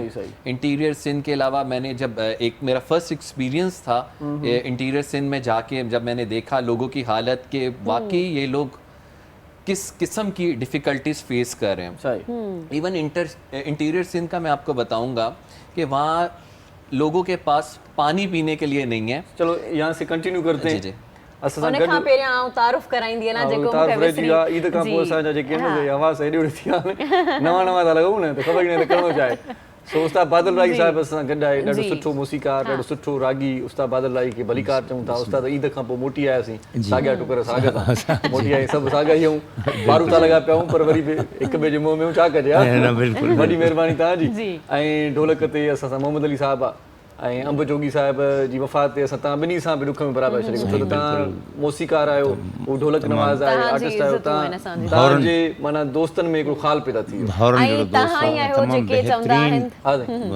रिदम प्लेयर हो तमामु ख़ूबसूरत नज़ीर ख़ान जो शागिर्द हुयो तमामु ॾाढो सिंध जो वॾो नुक़सानु थियो हक़ीक़त में ॾाढो सुठो रिदम माना हूअं बि वॼाइण वारा घटि आहिनि माण्हू ॾाढो सुठो वॼाइतो हुयो ऐं उहो छॾे वियो आहे मुल्क छॾे वियो आहे जान ही माना सॼो माना हिकिड़ो सानियो आहे इहो ख़ाल भरजण ॾाढो ॾुखियो आहे सही सही सही तारा जी असां सां गॾु आहे Tara ji welcome to show I must say you are looking so beautiful why are you so beautiful You both are so beautiful. It's so upset. Thank you so much. So are you basically from Karachi, but as we discussed this morning, anyone who lives in Sindh is Sindhi. They are Sindhi. अच्छा beautiful है तो लोग सवाल क्यों तो are you fond of modeling या acting? I run a charity, as you know. But thank you. नहीं ना कि chance तो देऊँ ना पाना घट में घट ऐसा modeling या acting करे तो सुठो सुठो style है. You have that talent. Yeah, आपका talent है. मैं सिंपल सही सही सही जदी मुझे कोने ता सिंपल सही है ता करे सको ता अच्छा हाणे बदीन भी घुमी जा तो बदीन जे बारे सां ॼाणो वठो हां how was your experience about Badin visit and Sangar हाँ so 3 हफ्ते पहले हम visit Badin and Sangar to distribute wheelchairs so Indus Hospital Badin and Civil Hospital Sangar fell in love with interior Sindh wow we went to Dodo Sumro's grave and it's 100 miles from Batwa, Gujarat, where my ancestry is from. So closest part of Pakistan, 400 years of my ancestry. Because Close connection. Memons are basically from Sindh. Actually, I'm basically from Badin. And so you visited my city. इतना उस्ताद बादल तू गला चवा मां बाप बदीन जो हर बार उचो सिंधी में ही चवा मां भी बदीन जो मुझे मां बदीन जो है बहुत पसंद है बदीन इतना अच्छा है Dodo Sumro's grave we prayed at the mosque we went to a school for girls and then we went to Pir Saab's shrine and we were guests of Pir Saab so Pir Sadiq Saab had looked after us purpose of visit distribution of wheelchairs and wheelchairs and we give out things to orphans but main purpose was distribution of wheelchairs चलो ये तो गई बदीन की बात what about thinking of Sangar Sangar so much fun too much fun so first of all रास्ता में हम मच्छियारी ice cream shop ये best ice cream पूरा Pakistan Machiyari ice cream. So you are talking about Machiyari ice cream. I told her barfi, Machiyari. Nobody told me barfi. I just had ice cream and it was so good. Too good. Tasty, tasty, tasty. Actually हम उसे जो है ना वो माओ भी कहते हैं. Mao. Machiyari का माओ. Oh, okay. So we went to Machiyari ka Mao and I went Facebook Live. And Chacha was there. He's the owner. He's the grandson of the founder. And I interviewed him and how he makes it and we tried it. It was too much fun. Too much fun. Then we reached Sangar and DC Sangar was so kind to look after us and we went to Civil Hospital Sangar, gave out our wheelchairs, met with orphans, gave teddy bears and so forth. Then we got everywhere we went machi. Acha, what you most like in this visit? Sangar ka desert safari, बहुत fun है and Sangar. Okay, I saw your pictures as well. They were so beautiful. And all the ajrak, everybody gave me ajrak. And then so you got ajrak from? Everybody I met. Oh wow, I came back really with great. suitcase of ajrak. Wow. And almost all was red, lal wala ajrak, and ek blue. Blue. Neela ajrak. सॼो suitcase अजरक ना भरियो तई वाला एडी मोहब्बत आ माशाल्लाह. Even when I'm wearing ajrak, they gave me more ajrak. And then we did boat ride, Chotiari Dam. Chotiari Dam. And boat ride. Okay. So much fun. And the people of interior Sindh. So we are really lucky that we have a very rich culture. We are living in a rich culture. why go to Dubai for desert safari? You have in Sangar. Exactly. Dodo Sumro's grave is right in Badin. So beautiful, and you know, we have such a rich culture and such wonderful people. Everyone was so nice to me. वाह वाह No doubt. ॾाढो सुहिणो अञा हिन सां कचहरी कंदासीं सिंधी बि हिनखे सेखारींदासीं थोरी देरि में टेंशन न वठो नाज़रीन तव्हां सां गॾु ई रहिजो तव्हां गॾु ई रहिजो तव्हां इहो न ॾिसजो त असां सिर्फ़ु इंग्लिश था ॻाल्हायूं असां हुननि सां सिंधी बि ॻाल्हाईंदासीं असां तव्हां सां सिंधी में बि ॻाल्हाईंदासीं ऐं सिंधी सम्झनि बि थियूं वॾी ॻाल्हि त उर्दू बि सम्झनि थियूं सिंधी बि सम्झनि थियूं ऐं हिननि जी तव्हांखे हिकिड़ी ॿी असांजे नालनि जी बि ख़बर अथसि नाला पुछा कयो असांजे नालनि जी बि ख़बर अथसि असांजा नाला छा आहिनि नाम क्या है हमारे Ishrat, Ishad, Firat, इरशाद जागीरानी इरशाद Karyani, जागीरानी इरशाद जागीरानी ऐसे कह रही हैं जैसे कैरी ऑन कह रही हैं Karyani, इरशाद जागीरानी सही है and Firat. मुंहिंजे नाले जी वॾी प्रैक्टिस थी आहे हिते बाक़ाइदा पूरे कलाक पर मां चवंदो मुंहिंजे ज़ात वठण में हिनखे साल लॻंदो सो उस्ताद बादल राई वेठो आहे सो इन्हनि जो गानो ॿुधूं था उस्ताद अंग्रेजी ॿुधाईंदे सिंधी या कहिड़ो माना जो कलाम लास्ट में इंग्लिश में भी ॿुधाईंदुसि पर हींअर एक अच्छा सॉन्ग सुनते हैं यू लव्स म्यूजिक चलिए ठीक है जी And Badin ka music. and he's from Badin दिल की चोटों ने कभी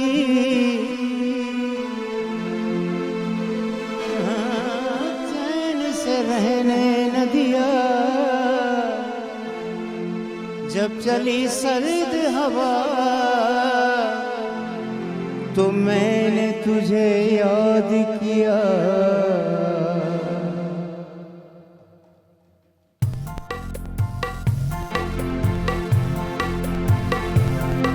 क्यों हमसे खफा हो गए ऐ जाने तमन्ना क्यों हमसे खफा हो गए ऐ जाने तमन्ना भीगे हुए मौसम का मजा क्यों नहीं लेते भीगे हुए मौसम का मजा क्यों नहीं लेते क्यों हमसे खफा हो गए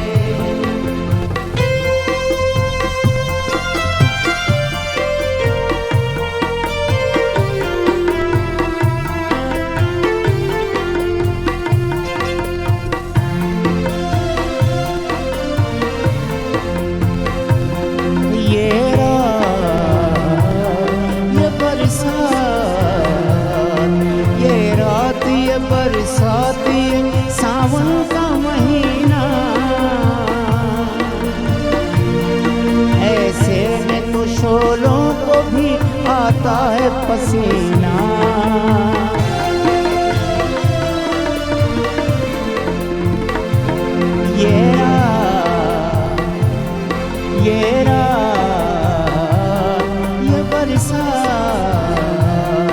ये रात ये बरसात ये सावन का महीना ऐसे में तो शोलों को भी आता है पसीना इस रुत में गरीबों की दुआ क्यों नहीं लेते भीगे हुए मौसम का मजा क्यों नहीं लेते क्यों हमसे खफा हो गए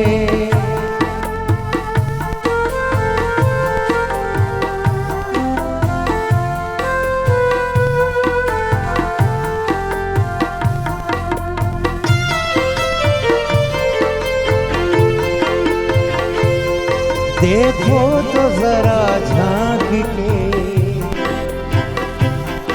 बाहर की फिजा में देखो तो जरा झांक के बाहर की फिजा में बरसात ने एक आग लगा दी है हवा में इस आग को सीने में बसा क्यों नहीं लेते भीगे हुए मौसम का मजा क्यों नहीं लेते क्यों हमसे खफा हो गए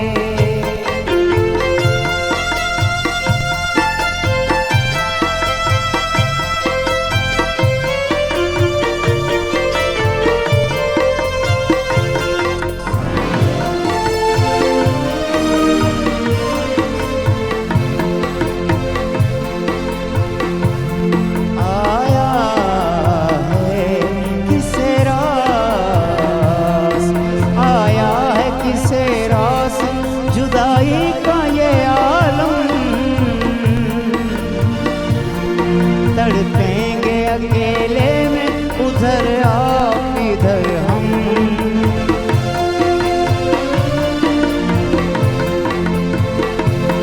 आया है किसे रास, आया है किसे रास जुदाई का ये आलम। तड़पेंगे अकेले में, उधर आप इधर हम। दिल दिल से मेरी जान मिला क्यों नहीं लेते, दिल दिल से मेरी जान मिला क्यों नहीं लेते। भीगे हुए मौसम का मज़ा क्यों नहीं लेते, क्यों हमसे खफा हो गए ऐ जाने तमन्ना। भीगे हुए मौसम का मज़ा क्यों नहीं लेते, क्यों हमसे खफा हो गए। बेहतरीन असल में मौसम जे हिसाब सां गानो चवंदा आहिनि मौक़े ऐं मुनासिबत खे ॾिसी करे वाह, पोइ सही गानो माना ॻाल्हाई। दिल ते तीर हुयव न सफ़ा जी। हिकु हिकु लफ़्ज़ हिन कलाम जो हूं ई ॾाढो वणंदड़ आहे। बता सघंदा उस्ताद बादुल्लाह जी वरी पंहिंजी परफॉर्मेंस वाह वाह। ऐं वरी मौसम उहो हुजे, हा, हा। गानो उहो हुजे, उहे लफ़्ज़ हुजनि, तुंहिंजो मज़ो जेको आहे न वो दुबारा थी वाह वेंदो वाह। आहे। इन कलाम तमामु खां पोइ दिलि बहितरीन। चयो पई त स्टूडियो खां ॿाहिरि निकिरजे ऐं मौसम जो वाकई में मज़ो वठिजे। पोइ हलूं था न ब्रेक जी तरफ़ हलूं था ऐं पाण स्टूडियो खां ॿाहिरि हलूं था। पर गॾो गॾु मौसम सां गॾु जेकॾहिं समोसा पकोड़ा ऐं चटणी हुजे न, वाह छा त ॻाल्हि थी वञे। हिकिड़ो शॉर्ट कमर्शियल ब्रेक वठूं था, मोटी अचूं था, ॾिसंदा रहिजो। सलाम सिंध। मुझे सिंध के सलाम सलाम सिंध, मुझे सिंध के सलाम सलाम सिंध। सलाम सिंध में हिकु बार वरी तव्हांखे वलीकार चऊं था। मोज़िज़ महिमान असां सां गॾु आहिनि, असां सां गॾु तारा जी बि गॾु आहे। ऐं तारा जी खे मां ॾिसी रहियो हुउसि त जॾहिं कलाम ही उस्ताद बादुल्लाह ॻाए रहियो त तारा माना जेका स्माइल ॾिनी पए, मुस्कुराए रही हुई ऐं ज़बरदस्त लॻी रही हुई। Exactly. तो तारा खां ई पुछां कयां थो त प्लीज़ शेयर करे हमसे कि secret of your smile. Actually you have a very beautiful smile. बहुत बहुत शुक्रिया. It is the music of Badin. वाह वाह वाह वाह So you like the music of Badin, that's why you were smiling. Yes, wow. and you spoke about pakoras and chai. Exactly, So it made me pakoda. smile. माना So do you like pakoda? Badin जी जेका बि शइ हुजे उहा माना तारा खे वणे थी। ॾाढो सुठो आहे त जेका बि बदीन जी शइ आहे, बल्कि असांजी पूरी सिंधी उहा ई सुहिणी आहे। अञा तारा खे जेकॾहिं असां माना ॿिया शहर घुमायूं न, अञा बंगू पिणु तारा ॾिठो ई न आहे, अञा टंडरो बागो त घुमी न आहे, अञा कोट लालू ॾिठो कोन अथई, थाणो गुला खान ॾिठो अथई, टंडरो आदम ज़फर जिस्काणी ॻुठ ॾिसे त ख़बर पए। टंडरे आदम जी वॾी हिस्ट्री आहे। टंडरे आदम में जेकी बि पुराणियूं परदे वारियूं फिल्मूं आहिनि सभु टंडरे आदम में ठहियूं। उन खां अलावा ठट्टो असांजो ॾाढो ख़ूबसूरत मकली। So do you visit Makli? Yes. Oh wow. Mohan जो दड़ो अञा न घुमी आहे। हाँ exactly, Mohenjo-daro. Mohenjo-daro, my favorite. Okay. Ancient civilization, world's ancient civilization in Pakistan. सही सही सही। Exactly. इनमें को बि शक न आहे, मोहनजो-दड़ो जी जेका सिविलाइज़ेशन आहे उहा ॾाढी एंशंट आहे, वो सभिनी में मतिलबु सॼे अञा पाकिस्तान वगैरह वो कुछ हो ही न तॾहिं खां वठी हूंदी सही, आहे सही, जी, सही। ऐं रिच है तमाम घणी। अच्छा सर, आप बताइएगा कि आपकी ऑर्गेनाइजेशन का मिशन और विजन क्या है? देखिए, हमारा जो मिशन है वो एजुकेशन, मैंने आपको बताया। एजुकेशन अब रिक्वायरमेंट्स पे होता है कि किस किस्म की रिक्वायरमेंट है। अब कोविड में जो है एजुकेशन हम प्रोवाइड कर रहे थे, लेकिन लोगों ने बॉदर नहीं किया। लोगों ने बोला कि हमें राशन चाहिए, तो हमें स्विच करना पड़ता है रिक्वायरमेंट को देखते हुए। अभी हमने एक रिसेंट प्रोजेक्ट किया, प्रिजनर्स को रिलीज करवाया।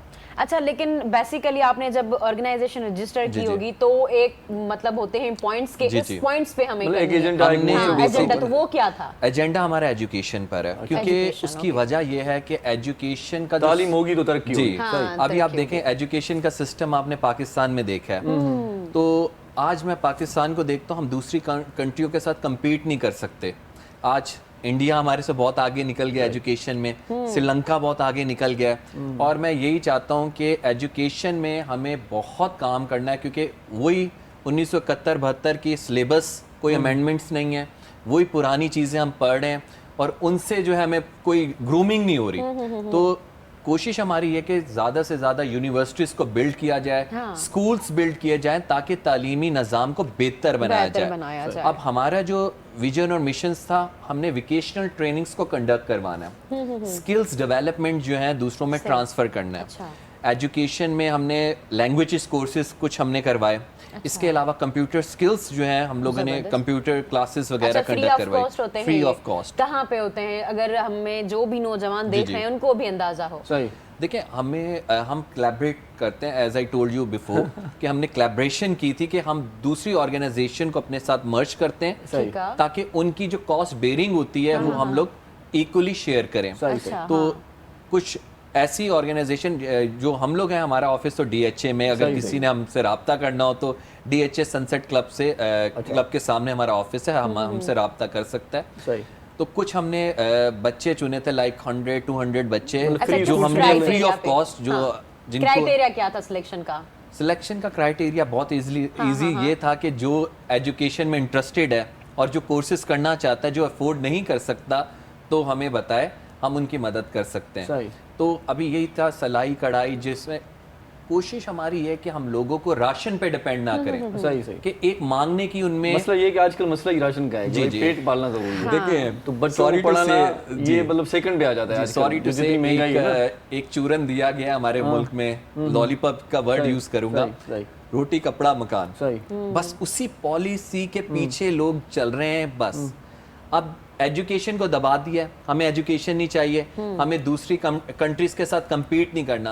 आज मैं कहता हूँ कि यूरोपियन कंट्रीज बहुत आगे निकल चुकी हैं और हम उसी पुराने निज़ाम को, पुराने सिस्टम को जो कायदे आज़म के ज़माने का चल रहा है, हमने उसी सिस्टम को अडॉप्ट किया हुआ है और उसी सिस्टम पे हम स्टक हो गए। हमारी ग्रूमिंग कुछ नहीं है, ऑल दो डिग्रीज तो मिल रही हैं, लेकिन उसमें ग्रूमिंग क्या है? ग्रूमिंग कुछ भी नहीं है। मैं चाहता हूँ कि ग्रूमिंग हो ताकि अपने आप को रिप्रेजेंट करना है, आप जहाँ जाएं, स्किल्स नहीं है, स्किल्स नहीं है, डिग्री है, खाली डिग्री है, प्रैक्टिकल हम काम करना नहीं जानते, कुछ भी नहीं है। तो कोशिश हमारी है कि लोगों को ग्रूम करें, सही कोर्सेज करवाएं, उनमें ऐसे स्किल्स ट्रांसफर करें कि वो अपने आप को रिप्रेजेंट कर सके। सही। अब देखें श्रीलंका की आज मैं एजुकेशन देखता हूँ कि श्रीलंका में हालांकि रिसेशन आ गया, ठीक है, बैंकरप्ट हो गई, लेकिन उस कंट्री में मेरा विजिट भी हुआ था कि वहाँ एजुकेशन का सिस्टम अच्छा है।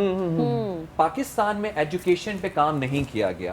तो कोशिश हमारी है कि एजुकेशन को कोई भी नहीं करता, हर एक ने राशन कर लेना है, हर एक ने खाना कर लेना है, भाई इसी चीज को तालीम में फोकस नहीं। अच्छा, आप सही कह रहे हैं, बिल्कुल तव्हां सही था चओ त एजुकेशन लाज़मी आहे। जी मूं पहिरीं बि ॻाल्हि कई त जेकॾहिं असांजे हथनि में हथियारनि जी जॻह ते कलम हूंदो त उहो बहितरीन ॻाल्हि आहे। पर ॻाल्हि इहा आहे त ये मैं ज़रूर कहूंगी कि अगर हमें मतलब खाना नहीं मिल रहा तो हम कैसे कुछ कर सकते हैं? अगे असां त जॾहिं कल्चरल वीक हाणे कयोसीं त हुनजो असांजो स्लोगन इहो त तालीम परायो सिंध संवारियो। तालीम जेकॾहिं हूंदी त पोइ सिंध सुधरंदी, पाकिस्तान सुधरंदो, असीं सुधरी पवंदासीं। तारा जी उर्दू समझ में आती है ना आपको?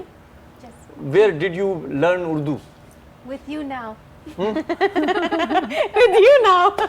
तमाम बेहतरीन जवाब ॾिनो, तव्हां सां गॾु हाणे पई सिखां, मतलब पहिरीं न सिखियल हुई। तो सिंधी आपको सिखा दें, सब उर्दू समझ में आती है, सिंधी आपको दोनों सिखा दें आपको। You'll be my teachers. We love to be your teachers. अच्छा, हाणे असां हिकिड़ी चऊं था कम जी ॻाल्हि ते अचूं था। चलो ठीक है, कम जी ॻाल्हि ते क्यों पूरी कम जी ॻाल्हि न हूंदी वो मां कंदुमि। अच्छा तारा जी, हमें ये बताइएगा कि what is the difference between the entrepreneurship and the traditional business? So there's 3 layers. There's education, and we focus on education of girls. Then there is entrepreneurship, which is startups. So we have the Barak Center by Ladies Fund in America में West में startup business that reaches $1 billion is called a unicorn. So in Pakistan we have National Incubation Center, Nest, .0, so forth. हमारा नाम और मेरा all female incubation center है the Barak Center after Mirage. And the Pegasus horse, Barak, that the Prophet, peace be upon him, went to heaven on. And so we have the Barak Center for women startups, which are called Baraks. And हमारा slogan है watch her fly. Okay, watch her fly. ये entrepreneurship है, startups. We have home entrepreneurs and ones with their business. Businesses outside of the home. And during COVID, many women started craft and especially food businesses. Home Chef. And many are now on Home Chef or Food Panda. And we are working with 100 right now. And we nominate them for loans to the State Bank of Pakistan, which go from 1 lakh to 5 million rupees. We also then have business, which you asked the difference, education. Education's vocational training for jobs. We have 8 news anchors we trained, Okay. as well as other journalists, and now e-coding, e-commerce. Okay. Entrepreneurship is startups and starting a business, and business is business. So business traditional business can be, you can work at a bank, you can have a restaurant. Any business is business, and it varies in scale. अच्छा जेकॾहिं उन्हनि जी औरतुनि जे लाइ ॾाढी सुठी जी, ॻाल्हि आहे जेकॾहिं त उन्हनि जी पाण पेरनि ते बीह सघनि। पाण बीह सघनि जेकॾहिं उन्हनि जो ख़ुलासो करियां त जेके एंटरप्रेन्योरशिप जेके हूंदी आहे उहा उनखे चइबो आहे जेके नंढा नंढा स्टार्टअप कराइण, पोइ नंढे पैमाने ते स्टार्टअप कराइण, कंहिं बि जेके घर में औरतूं वेठल आहिनि हिननि जो वुमेन जो आहे त उन्हनि खे घर में का नंढी शइ ॾेई छॾणु, या जी घर में अॼुकल्ह इहो पियो हले त असां सिलाई करे कपिड़ा सिबी करे माण्हुनि खे ॾियूं पिया, उहे पोइ मिलुनि में वञनि पिया, ऐं उन खां अलावा खाधो वग़ैरह जेको आहे जेको सुठो पचाए ॾियणनि थियूं उहे घर में कनि पियूं, ऐं उन खां पोइ उहे मतिलबु अॻियां कनि पियूं। हिकिड़ी सुठी ॻाल्हि वरी इहा थी आहे त जेकी हथ जा जेके हुनर आहिनि ॻोठनि में उन्हनि जी क़ीमत ॾाढी घटि हूंदी हुई, हाणे उहे जॾहिं शहरनि ताईं उहो सामान पहुचे थो न त उहा ई जेका शइ आहे उहा ॾाढी एक्सपेंसिव थी वञे थी, महांगी ऐं तमामु घणी महांगी। ऐं ॾिसंदो हुयुसि त ॻोठनि में जेकॾहिं को गॻो या बर्थ जो को कमु थींदो हुयो त उहो 1000-2000 ताईं हूंदो हुयो, पर उहो शहरनि में जेकॾहिं वॾे कंहिं शॉपिंग मॉल में पाण ॾिसूं था त उहे तमामु घणा महांगा आहिनि, मतिलबु $1-2 लख ताईं बि उनजी क़ीमत सही था चओ, इलाही महांगा थी विया आहिनि, उन्हनि खां वरी बि पैसा घटि था ॾियनि ऐं हिते जेको आहिनि उहो इलाही एक्सपेंसिव करे ॾियनि था। अच्छा तारा जी हमें ये बताइएगा कि what do U think about the online business? Must do. Every business should have an online component now. Exactly. Even jalebis can be, anything can be dropped. As you know, Amazon, bar mein, drones are dropping. Exactly. So everything, if you can have an online business, we train girls in e-commerce. Especially in this world. Yes. Information technology world. Yes. And especially with itna barish. Especially in barish. Who can in this mosam go out to shops? It's much easier to have systems. Online ज़्यादा best है. Exactly. ये ॻाल्हि बिल्कुल तव्हां सही चई। Online में वरी हिकिड़ो फ़ाइदो इहो बि आहे जी बरसाति में पाण ऑनलाइन रही सघूं था, पर ऑनलाइन सां इहो फ़ाइदो आहे त को बि दुकान जो किरायो नथो ॾियणो पवे, माना शटर बंदि आहे, हड़ताल आहे, कुझु बि आहे, तव्हां पोइ बि ऑनलाइन कमु करे सघो था। इहा ॾाढी ज़बरदस्त ॻाल्हि आहे त पाण इलाही ख़र्च खां बची वियासीं। पहिरियां ईअं दुकान खोलबो, वरी शॉप ते डेकोरेशन थींदी हुई, ख़र्चु थींदो हुओ, बिजलीअ जो बिल, मसला ई मसला। सो इन्हनि मसलनि खां पाण छुटकारो हासिल करे सघंदा। हिकिड़ो फ़ोन हुजे ऐं तव्हांजे घर में ई सॼो कमु थी सघे थो। हाणे तव्हां केतिरा इंटरेस्टेड आहियो इहो वरी तव्हां ते आहे, ख़ासि तौर ते औरतुनि जे लाइ तमामु घणो फ़ाइदेमंद आहे इहो। बिल्कुल जी जी प्लीज। सिंधी ट्रेडिशन इतना रिच है that if you have online it can be sold around the world. Sindhi embroidery, fabrics, artisan. Sindhi वाला मच्छी खाधी अथव? मच्छी, fish? Yes, not quite fish online, and not machari ice cream either, but otherwise, unless you know, but kapra, fabric, you know, Hala has beautiful textiles, Hala pottery. No doubt. All over the world it can be sold online. हाला जेको आहे न तमामु घणो मशहूर आहे, specially जेके गज आहिनि या भर्त आहिनि उन हवाले सां ॾाढो मशहूर आहे। ये ॾाढी सुठी ॻाल्हि आहे त असांजा जेके सिंध जा शहर आहिनि उन्हनि में काफ़ी एॾियूं सुठियूं सुठियूं शयूं आहिनि जेके असां ख़रीदे सघूं था, ऐं उन्हनि खे अलावा असां उन्हनि खे चई सघूं था त हिकिड़ो जी मार्केटिंग चइजे उहा करे सघूं था। ॿी ॻाल्हि तव्हां नथी नोट कई त पाण जॾहिं पाण रहूं था पंहिंजी वसंतुनि में घुमूं फिरूं था, पाण खे उनजी क़दुरु क़ीमत जी ख़बर घणे भाङे न आहे, पर जॾहिं बि ॿाहिरियों माण्हू या ॿियो को माण्हू जॾहिं असांजी शयुनि खे एक्साइटेड थी ॿुधाए थो न, ॾिसो हाणे तव्हांजे साम्हूं मिसाल आहे न, असां त इन्हनि सां माना को माना असांजे अॻियां गुज़रंदा आहिनि पर को फ़र्क़ु न आहे पवंदो। इहे रिलियूं टंगियूं पियूं हूंदियूं आहिनि, इहे खटूं पियूं हूंदियूं आहिनि, इहे पावा पिया हूंदा आहिनि रंग बिरंगी, सो इहे असांजे लाइ ॼणो त माना मामूली आहिनि, पर इहे गैर मामूली आहिनि। एग्जैक्टली। तव्हांखे इहा ॻाल्हि ॿुधाईंदी आहे नाज़रीन त तारा जेका मूंखे मेकअप रूम में तस्वीरूं ॾेखारियूं पे, हुननि एॾी प्यारियूं प्यारियूं प्लेसिस जूं पिक्चर्स कढियूं हुयूं मूंखे ॾेखारियूं, मूंखे ईअं लॻो त माना इहे शयूं त असां ॾिठियूं आहिनि पर असां निग्लेक्ट कयूं आहिनि, पर हिननि उन्हनि सभिनी शयुनि खे कैप्चर कयो आहे त तमामु बहितरीनु ॻाल्हि आहे। सभिनी खे इहे शयूं वणंदियूं आहिनि त असांखे पंहिंजी शयुनि खे आई थिंक ऑन करणु खपे। सही सही। उस्ताद बादल लाई हाणे वरी ॾिसे थो असांखे बि, असां उन ॾिसूं था। उस्ताद को हाणे छा माना ॿुधाईंदव कलाम को? मुंहिंजी पंहिंजी ज़ाती कंपोज़िशन आहे। अच्छा अच्छा, ज़बरदस्त। ऐं शायरी बि नहीं है। वाह वाह। अच्छा। सोली सिंधी में जो सफ़ा ज़ाती ये साईं जो मतलब एक समाजी काम के हवाले से कर रहे हैं, बड़ा अच्छा है, लेकिन हम भी आपको अपना जो है दुख ज़रूर शेयर करेंगे। हाँ हाँ, वाह वाह। तन्हा तन्हा सारी दुनिया, तन्हा चांद सितारे हैं, हमरी तो मत पूछ रे भैया, सब रंग हमको प्यारे हैं।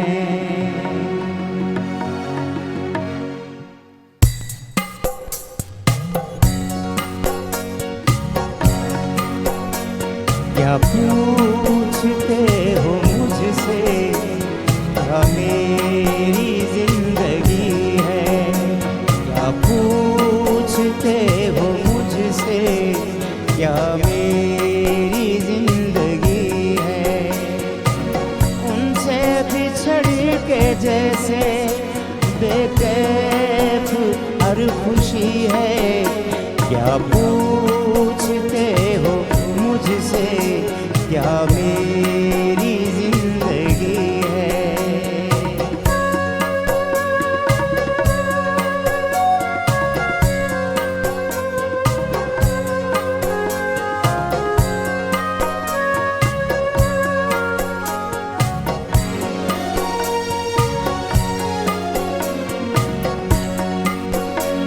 हर दर्द को छुपा ले, गम को दवा बना ले।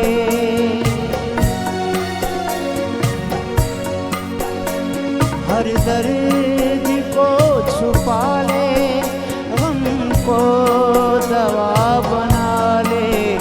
शिकवा न कर किसी से, चुप रहना बंदगी है। शिकवा न कर किसी से, चुप रहना बंदगी है।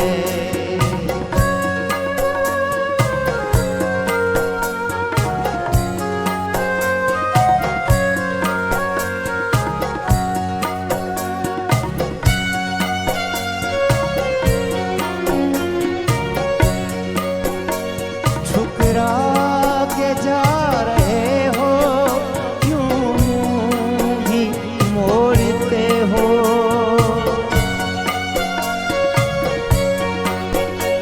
ठुकरा के जा रहे हो, यूं मुंह भी मोड़ते हो। तुम दिल को तोड़ते हो, ये कैसी जिंदगी है। तुम दिल को तोड़ते हो, ये कैसी जिंदगी है। तुमसे बिछड़ के जैसे बेकैफ हर खुशी है, क्या पूछते हो मुझसे, क्या मेरी जिंदगी है।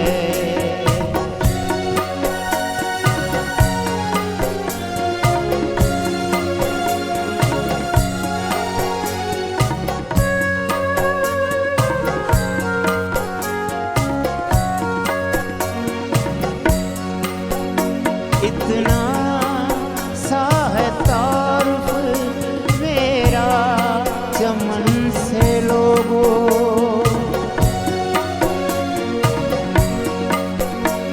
इतना सा है तारुफ मेरा चमन से लोगों। शबनम है नाम मेरा, फूलों से दोस्ती है। शबनम है नाम मेरा, फूलों से दोस्ती है। उनसे बिछड़ के जैसे बेकैफ हर खुशी है, क्या पूछते हो मुझसे, क्या मेरी जिंदगी है, क्या मेरी जिंदगी है। वाह वाह ईअं नहीं अच्छा शबनम हुन जो मां चयो अलाए तव्हां पंहिंजो नालो मटाए छॾियो आहे, चयो शबनम में नाम मेरा, माना उस्ताद खे छा थी वियो आहे। शबनम पूनावाला ॾाढी सुठी शाइर आहे ऐं ख़ासि तौर ते सिंध सां मोहबत करे थी। मां ॾिसंदो आहियां त सिंध जे शाइरनि खे कमेंट बि कंदी आहे ऐं दिलि हुनजी सिंध में आहे, सिंध सां लॻल आहे।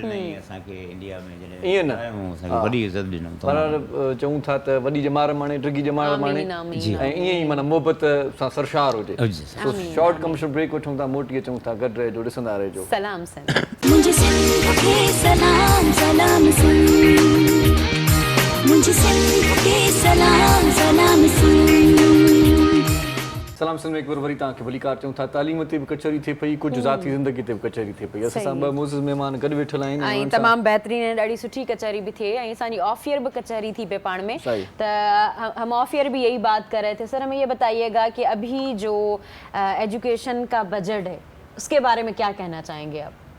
जी अच्छा, मैं ये आपको बताना चाह रहा हूँ कि लोगों की एक्सपेक्टेशन ऑर्गेनाइजेशन के साथ ज़्यादा होती है। हाँ। वो उसको एक ड्रीम बना लेते हैं, वो कहते हैं कि जो करेगी वो ऑर्गेनाइजेशन ही करेंगी। सही।